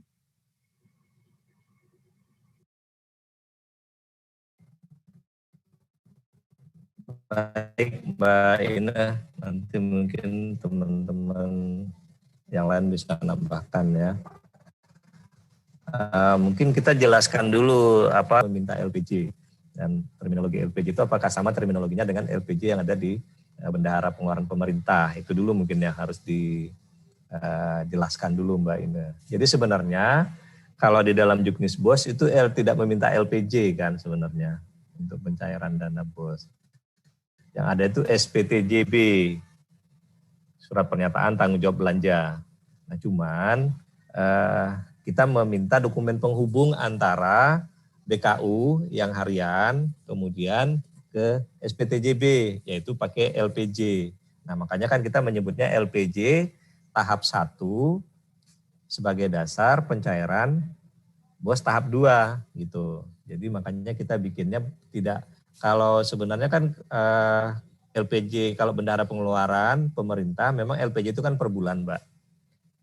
Tiap tanggal 10 bulan berikutnya kan harus bendahara pengeluaran kan harus membuat LPJ. Itu kan juga sudah dalam skema sistem itu ya yang otomatis dihasilkan oleh sistem. Nah, untuk menjembatani antara BKU dengan SPTJB kita buatkanlah format yang sama dengan LPJ dan juga kita pinjam namanya LPJ, laporan pertanggungjawaban madrasah. Karena kalau kita minta BKU yang diupload di dalam portal BOS, takutnya penuh Mbak, memorinya overload nanti gitu. Nanti malah bukan mempercepat proses pencairan, nanti malah memperlambat proses pencairan karena kapasitas itu kan cuma 2 MB ya per satu dokumen itu ya Mbak ya. Yang bisa di-upload. Nah kalau lebih dari itu kan nanti bukan ditolak oleh tim verifikasi di kabupaten kota, ditolak oleh portal BOS-nya malah gitu. Nggak bisa masuk dokumen yang di-upload. Nah makanya kita bikin LPJ yang sederhana. Yaitu tadi yang mengakumulasi dari Januari sampai dengan Juni. Akumulasi. Dicatatlah di situ berapa saldo awalnya, kemudian berapa pengeluarannya, berapa saldonya. Karena kalau nanti ketahuan status saldonya ada di mana, apakah di kas tunai atau di bank. Karena kan kalau di SPTJB kan nggak kelihatan itu Mbak. Status uang itu cuma ada saldo kan sisa, kalau yang kebetulan ada saldo. Nah, kemudian ada satu lagi kasus yang unik nih, mungkin informasi juga untuk Mas Doni Mas. Jadi ternyata walaupun kita kemarin sudah diskusi dengan pihak bank, ternyata di daerah itu perilakunya masih berbeda-beda juga. Bahwa pihak bank mengatakan bahwa dana tidak boleh kosong. Minimal harus ada 50.000, 100.000. Sementara madrasah itu pengen menghabiskan sebenarnya. Kan boleh tuh dihabiskan tahap 1, kan maksimal sisa tuh 20%. Kalau tidak terhabiskan bisa dianggarkan kembali di tahap 2 gitu. Nah, ternyata trik madrasah itu ada beberapa yang diskusi sama saya, kok di kolom penambahan LPJ ada penambahan 100.000, ini penambahan dari mana gitu kan. Oh ini Pak, ini uangnya camat, uangnya bendahara, dimasukkan di dalam rekening itu disisakan 100.000 supaya tidak nol, supaya tidak di-close itunya, gitu, tidak ditutup Mas. Nah itu mungkin yang perlu kita ini lagi. Nah jadi itu kan berarti kan di dalam LPJ kan ada kolom penambahan tuh, dan itu kan tidak bisa diuraikan di SPTJB. Bisanya kan dijelaskan nanti di LPJ bahwa penambahan terjadi karena pihak bank mengharuskan harus ada dana di dalam rekeningnya, dan dana itu adalah dana pribadi dari bendahara, dari kamar. Itu saya minta tambahkan penjelasannya. Atau mungkin karena di dalam LPJ itu ada selisih penghitungan, saldo buku dengan saldo fisik uang tuh ada selisih penghitungan. Kan tuh dijelaskannya di LPJ gitu selisih itu. Di SPTJB kan nggak kelihatan. Nah itulah makanya kita butuh dokumen penghubung antara BKU dengan SPTJB, itulah LPJ itu tadi. Nah, untuk tidak merepotkan madrasah membuat LPJ-nya, kita bikin LPJ yang akumulasi dari sejak dana diterima sampai akhir 30 Juni gitu, dalam satu lembar LPJ, bukan dalam 6 lembar LPJ. Jadi LPJ Januari kosong, LPJ Februari kosong, LPJ Maret kosong, sampai dengan Juni. Itu adalah LPJ. Nah, tapi situasi di lapangan kan berkembang. Yang sebagian malah yang sudah menyelesaikan LPJ yang sesuai arahan di Q&A sebelumnya, malah ditolak, disuruh bikin yang bulan. Jadi sebenarnya kalau kita kemarin kan sudah kita diskusikan sepanjang esensinya tidak berubah, tidak apa-apa pakai LPJ yang bulanan. Jadi kita fasilitasi dua-duanya oke, menggunakan LPJ bulanan, di-upload dalam satu dokumen atau dokumen terpisah sepanjang memorinya cukup, itu boleh di LPJ bulanan. Tapi nanti harus dirunut satu persatu, mulai dari sejak diterima berapa tuh mutasi per bulannya berapa, dirunut di situ. Yang langsung sekaligus juga harusnya tidak boleh ditolak oleh teman-teman verifikator di kabupaten kota, karena memang itu yang kita minta seharusnya gitu. Nah itu kemudian berkembang lagi, LPJ ini perlu dikasih materai atau tidak? Nah itu lagi, perlu dikasih materai atau tidak? Di format kita kan tidak perlu sebenarnya dikasih materai, tapi kembali lagi untuk tidak mempersulit di lapangan, kalau yang ingin kasih materai silakan kasih materai, atau yang tidak juga jangan ditolak gitu, karena kan tidak tertulis tuh dibuat materai, karena seperti yang disebut tadi biaya materai itu kan adalah untuk yang mana gitu, dokumen yang mana. Nah itu mungkin yang kita jembatani saja sih Mbak, yang mana yang kira-kira bagus gitu Mbak. Ya betul Pak Farman. Jadi intinya Bapak Ibu sekalian ya, bahwa verifikasi ini adalah upaya untuk memberikan keyakinan gitu ya atas apa yang disampaikan gitu ya. Untuk mencapai keyakinan itu, teknik verifikasi itu kadang-kadang dibutuhkan nih untuk melihat dokumen lainnya. Jadi misalkan seperti BKU, SPJ.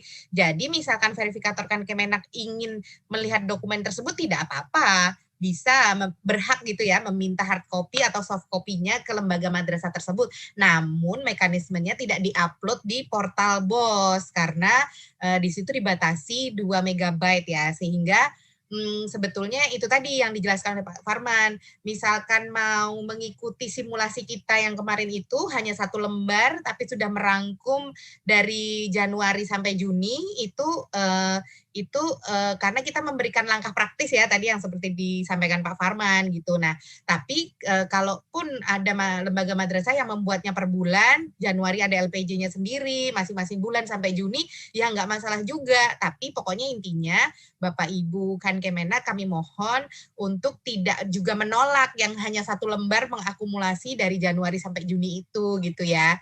Karena memang itu kita kemarin menyampaikan, karena kan memang belum ada keseragaman nih di antara kita kan, dan memang keseragaman itu pasti butuh waktu transisi ya. Ya nggak apa-apa, ini dengan adanya pencairan BOS di tahun 2021 ini mungkin nanti kita ke depannya nanti akan ada bisa keseragaman gitu ya yang disepakati gitu.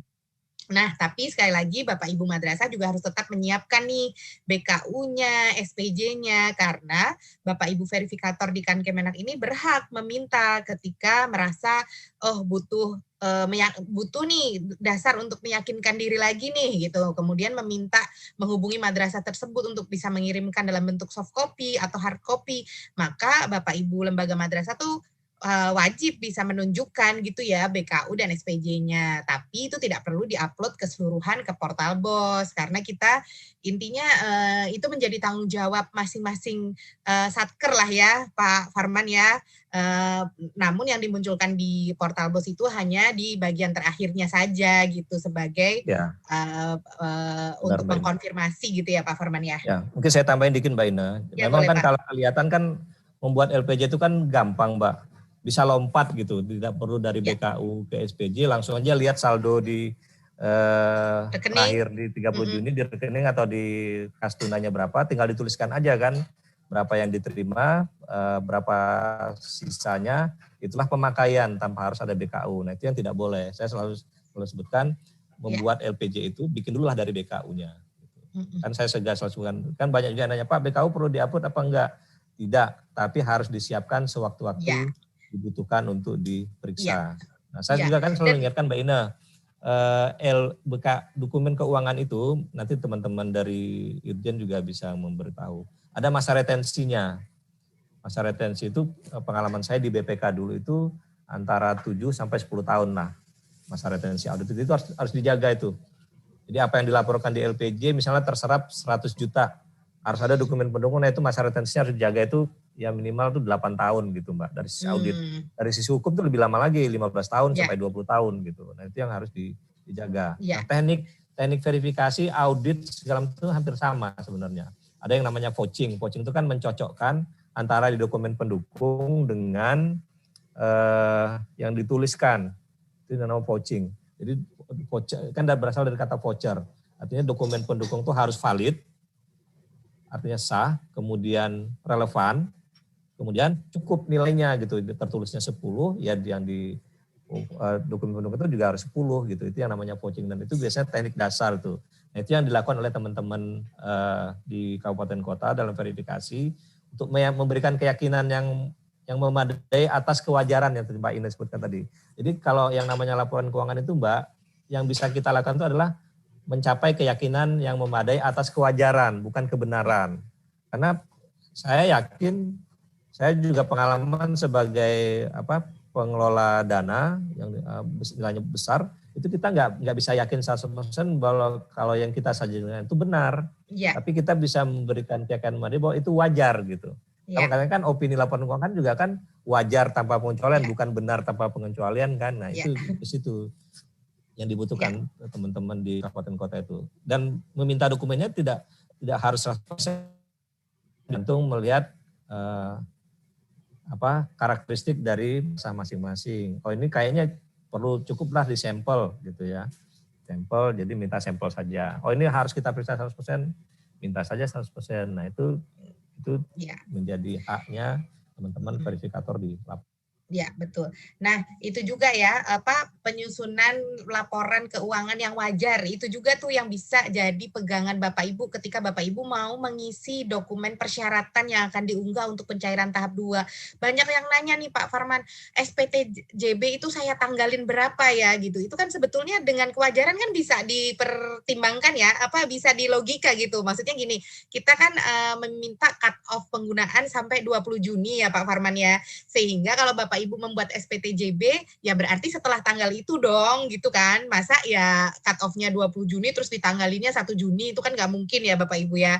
Terus ada timeline yang tadi dijelaskan sama Mas Doni, bahwa persyaratan itu diunggah dari tanggal 28 Juni sampai tanggal 10 Juli gitu. Sehingga kalau Bapak Ibu mau ngasih tanggal SPTJB-nya misalkan akhir Juli, itu kan juga nggak wajar juga gitu ya Bapak Ibu ya. Jadi kalau Bapak Ibu menanyakan tanggal pasti ke kami, misalkan melalui live agent atau ketika tanya jawab Q&A seperti ini, tanggal berapa seharusnya saya memasukkan tanggal untuk SPTJB, ya kita sebetulnya nggak bisa menjawab dengan pasti juga ya, nanti takut salah dong kalau yang udah nanggalin tanggal 21 nanti merasa wah salah nih harus dihapus harus tanggal 1 Juli, atau yang udah nanggalinnya tanggal 9 Juli aduh diganti nih harus tanggal segini gitu ya. Jadi mungkin ya Bapak Ibu Mbak, solusi gampangnya itu kan surat pernyataan ya. Surat pernyataan kan berarti kan ditanda tangan, berarti harusnya tanggal tuh pada saat akan ditandatangani ya.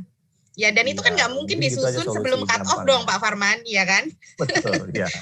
Ya, jadi saat ditandatangani sebelum diupload kan gitu. Ya, itu. Nah, itu makanya jadi Bapak Ibu gunakan kewajaran aja seperti itu, karena itu saya pikir nggak akan jadi maksudnya nggak akan ketika ada di rentang waktu yang wajar ya itu akan diterima gitu ya Pak Farman ya, surat pernyataan itu dan lain sebagainya gitu ya. Nah itu tadi soal LPJ sudah clear ya, soal verifikasi kami juga sudah sampaikan kepada Bapak Ibu Kemenak yang saat ini tengah menyaksikan bahwa untuk bisa menerima berbagai versi ya, yang intinya adalah yang bisa cukup sebagai dasar keyakinan untuk kemudian memberikan verifikasi madrasah tersebut boleh melanjutkan di tahap 2. Nah, kemudian ada pertanyaan lagi, lembaga madrasah yang kemarin sempat diblokir Pak Farman, jadi sampai tanggal 21 Mei itu belum aktivasi ke bank, itu kan diblokir. terus sama Kemenak sudah diverifikasi, diinvestigasi, lalu ada sebagian yang dibuka. Nah, yang dibuka ini sudah mencairkan, tapi sampai saat ini ada yang mengeluhkan belum bisa mengupload LPJ itu ya, tadi menyampaikan di YouTube. Nah, ini dari kami arahannya untuk bisa melapor ke live agent ya Bapak Ibu ya, karena itu kami saat ini kan memang belum belum terkoneksi secara real time dengan bank. Sehingga ketika Bapak Ibu sudah aktivasi di bank, itu kami harus menunggu laporan dari bank dulu bahwa lembaga madrasah Bapak Ibu itu sudah mencairkan, baru kami membuka portal BOS sehingga Bapak Ibu bisa mengupload LPJ. Nah, karena ini tenggat waktunya sudah sedikit dan saya pikir ini case by case ya, karena bank sudah melaporkan kepada kami sampai 30 Juni madrasah-madrasah mana saja yang sempat diblokir itu sudah dibuka dan sudah melakukan aktivasi, sehingga kalau Bapak Ibu lembaga madrasah merasa kemarin melakukan aktivasi dan pencairannya itu di atas tanggal 30 Juni, mungkin bisa langsung kontak ke live agent kami, nanti akan kami follow up ke bank, kami cek kebenaran sudah aktivasinya, lalu dibukakan portal BOS-nya. Mungkin mekanismenya seperti itu ya, nomornya mungkin bisa agar di-share Mbak Indra, cepat. nomor live Ya, agent, Pak. Nomor live agentnya bisa di-share mungkin di... Ya, nomor live agentnya ada di 081147402020 ya Bapak Ibu ya. Nanti saya di akhir acara saya share kontaknya ya. Ya, bisa juga di Instagram kami, itu di Facebook kami juga ada, bisa langsung masuk melalui link tersebut. Nah, kemudian isu lain coba ini tadi beberapa penjelasan ini sudah menjawab sejumlah isu yang tadi saya sampaikan di awal ya, ada soal LPJ, soal soal pajak, kemudian revisi dokumen yang upload dan upload ulang ya. Ini jadi Bapak Ibu di portal BOS itu, mohon maaf ini saya tidak bisa sambil menunjukkan, di portal BOS itu kalau buat Bapak Ibu yang sudah mengikuti BIMTEK IRKAM itu kan ada menu tarik RKAM ya. Nah itu misalkan angkanya belum 80%, terus kemudian Bapak Ibu menyusulkan laporan pertanggungjawaban melalui IRKAM ya, diinput lagi realisasi belanjanya, itu Bapak Ibu harus nge-refresh ya, jadi ditarik ulang aja. Itu tombol tarik RKAM-nya tuh diklik lagi, nanti dia akan memperbaharui seperti itu. Nah juga untuk dokumen-dokumen yang sudah diupload, misalkan Bapak Ibu merasa itu ada yang salah, itu bisa diupload ulang aja. Nanti yang akan direcord oleh portal BOS adalah dokumen terakhir yang diupload. Bapak Ibu bisa memastikannya dengan klik tombol lihat ya. Ada juga tuh tombol preview-nya. Jadi habis diupload ulang, coba di preview lagi, udah dokumen yang terakhir apa belum nih gitu. Tadi ditandain perubahannya di mana gitu ya. Jadi di preview, oh udah update nih kayak gitu ya. Jadi bisa diulang-ulang berkali-kali nggak masalah gitu. Kemudian Pak Farman mungkin satu poin terakhir nih Pak yang bisa menjadi penghujung penjelasan di Q&A kita ini ya. Kalau tadi Mas Doni sudah menyampaikan ya, sampai dengan 10 Juli yang belum terserap 80% kan tidak bisa, belum bisa ikut batch 1 pencairan tahap 2. Tapi masih ada kemungkinan bisa ikut pencairan tahap 2 yang batch 2.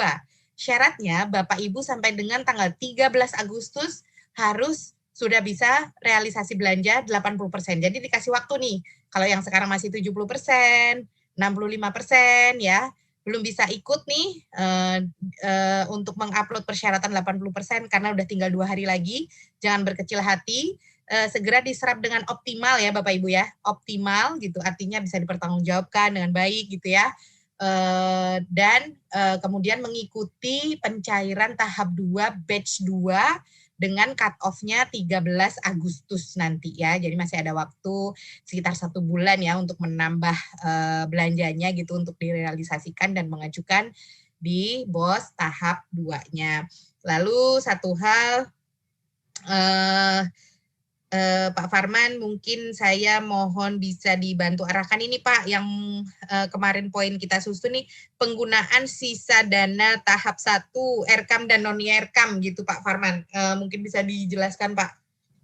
Ya, ini banyak juga sih yang nanya sih Mbak, apakah tahap 1-nya harus habis 100% sebelum 30 Juni gitu kan. Jadi yang penting cut off-nya dulu Mbak. Cut off tahap 1 itu kan 30 Juni. kan kemarin kan kita mundurkan tuh batas upload. Jadi awalnya 20 Juni transaksi, jadi bisa dimundurkan lagi sampai ke 30 Juni untuk yang belum terkejar serapannya. Jadi cut off-nya 30 Juni. Nah, yang lewat dari 30 Juni itu sepanjang dia di bawah maksimalnya 20% sisanya, itu bisa di carry over dialihkan ke tahap 2. Nah, artinya kalau seperti itu kan RCAM-nya kan harus direvisi tuh, yang awalnya masuk ke tahap 1, dana tahap 1 masuk ke pembelanjaan di tahap 2 gitu. Jadi RCAM-nya manual kan tinggal diperbaiki tuh. Ini harusnya tahap 1 digeser ke tahap 2. Nanti dikasih penjelasan saja. Dana tahap 1 yang tidak serap sebesar sekian persen dialihkan ke tahap 2. Nah, kalau yang RCAM tinggal diatur di AKB-nya saja gitu. Kan ada AKB tuh waktu di menu rencana. Nah, itu tinggal digeser aja di AKB-nya. Yang awalnya misalnya bulan Juni digeser saja ke bulan Agustus gitu. Jadi hanya tinggal menggeser di AKB-nya. Tapi kalau dia lebih dari 30%, dia kan tidak bisa upload, Mbak. Artinya menunggu di batch 2 yang sudah disampaikan Mbak Ina tadi. Jadi dimaksimalkan dulu spending-nya. Nah, maksimalkan spending itu kan karena ini kan dana bos kan terlambat diterima. Apalagi tadi yang terlambat dibuka rekeningnya itu kan. Nah, itu diprioritaskan yang tunggakan dulu, tunggakan dulu, baru dicairkan yang untuk kegiatan berjalannya. Nah, kalau tidak terkejar, yaitu baru dilihat berapa persen. Kalau nggak bisa terkejar 20%, maksimalnya untuk sisa dana, nanti masuk batch 2, gitu Mbak. Itu caranya, itu yang RCAM dan non-RCAM. Ya, dan juga mungkin untuk Bapak Ibu lembaga madrasah yang mengalami kendala tapi kasuistik ya, sehingga maksudnya kami tidak bisa memberikan solusinya secara general gitu terpublish seperti ini, Bapak Ibu merasa belum terjawab apa kendalanya. Nah, itu Bapak Ibu bisa menghubungi Live Agent ya. Nanti jadi secara spesifik kami akan memberikan solusi sesuai kasus spesifik yang dihadapi oleh Bapak Ibu.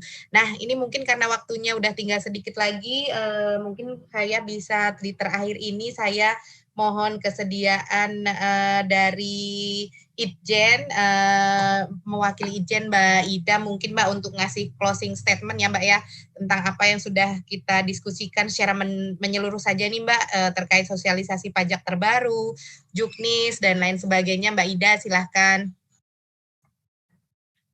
Baik, makasih Mbak Ina atas kesempatannya. Mungkin statement dari kami sebagai perwakilan dari APIP, kami mengapresiasi banget acara-acara seperti ini, Q&A kayak begini. Mungkin ke depan kami akan lebih terlibat secara aktif, terutama untuk menjembatani kebingungan teman-teman di madrasah. Kami welcome, kami membuka diri untuk misalkan ada teman-teman yang mau konsultasi, silahkan kami buka pintu dengan sangat lebar untuk kita sekedar sharing atau diskusi. Dari saya begitu aja, mewakili dari teman-teman APIP. Makasih Mbak Ina, Pak Doni, Pak Parman, Mbak Via, makasih juga Mbak Iroh yang bersedia join bersama kita di sini. Begitu aja, terima kasih. Assalamualaikum warahmatullahi wabarakatuh. Waalaikumsalam warahmatullahi wabarakatuh. Ya, Mas Doni, silahkan Mas Doni di penghujung sesi ini, Mas. Sudah cukup, Mbak. Baik, terima kasih kami sampaikan kepada Bapak Ibu semua yang sudah berkenan hadir secara live untuk memberikan ilmunya, untuk memberikan pengalamannya, sehingga bisa menjadi informasi yang jelas dan mencerahkan bagi madrasah-madrasah kita. Untuk Bapak Ibu dari Itjen, ada Pak Anto, Mbak Ida, Pak Wahyu, dan Mbak Sohiroh, kami ucapkan terima kasih kepada Pak Parman, Mbak Meyana, Mbak Via, Pak Musoli, dan terutama Mbak Ina yang selalu setia mengorganize sesi dan acara kita pada rutin mingguan ini. Terima kasih, kami dari Subdit Kelembagaan mengucapkan terima kasih kepada Bapak Ibu semua. Saya kira itu Mbak. Ya, Ya, baik Mas Doni. Terima kasih banyak Mas Doni, Bapak Ibu dari Itjen, Pak Musoli dari KPP Pajak Makassar Barat, Mbak Via, Mbak Mei, Pak Farman. Terima kasih banyak ya supportnya, selalu setia nih memberikan informasi dan pencerahan buat Bapak Ibu lembaga madrasah semua. Semoga informasinya bermanfaat bagi kita semua ya, mendatangkan keberkahan, memberikan kemudahan untuk orang lain ya, sehingga kita juga dimudahkan semua urusannya, amin ya robbal alamin. Selalu jaga kesehatan ya, jaga prokes buat Bapak Ibu yang masih terpaksa masih harus WFO ya, semoga sehat selalu. Terima kasih banyak, sampai jumpa di sesi berikutnya. Assalamualaikum warahmatullahi wabarakatuh.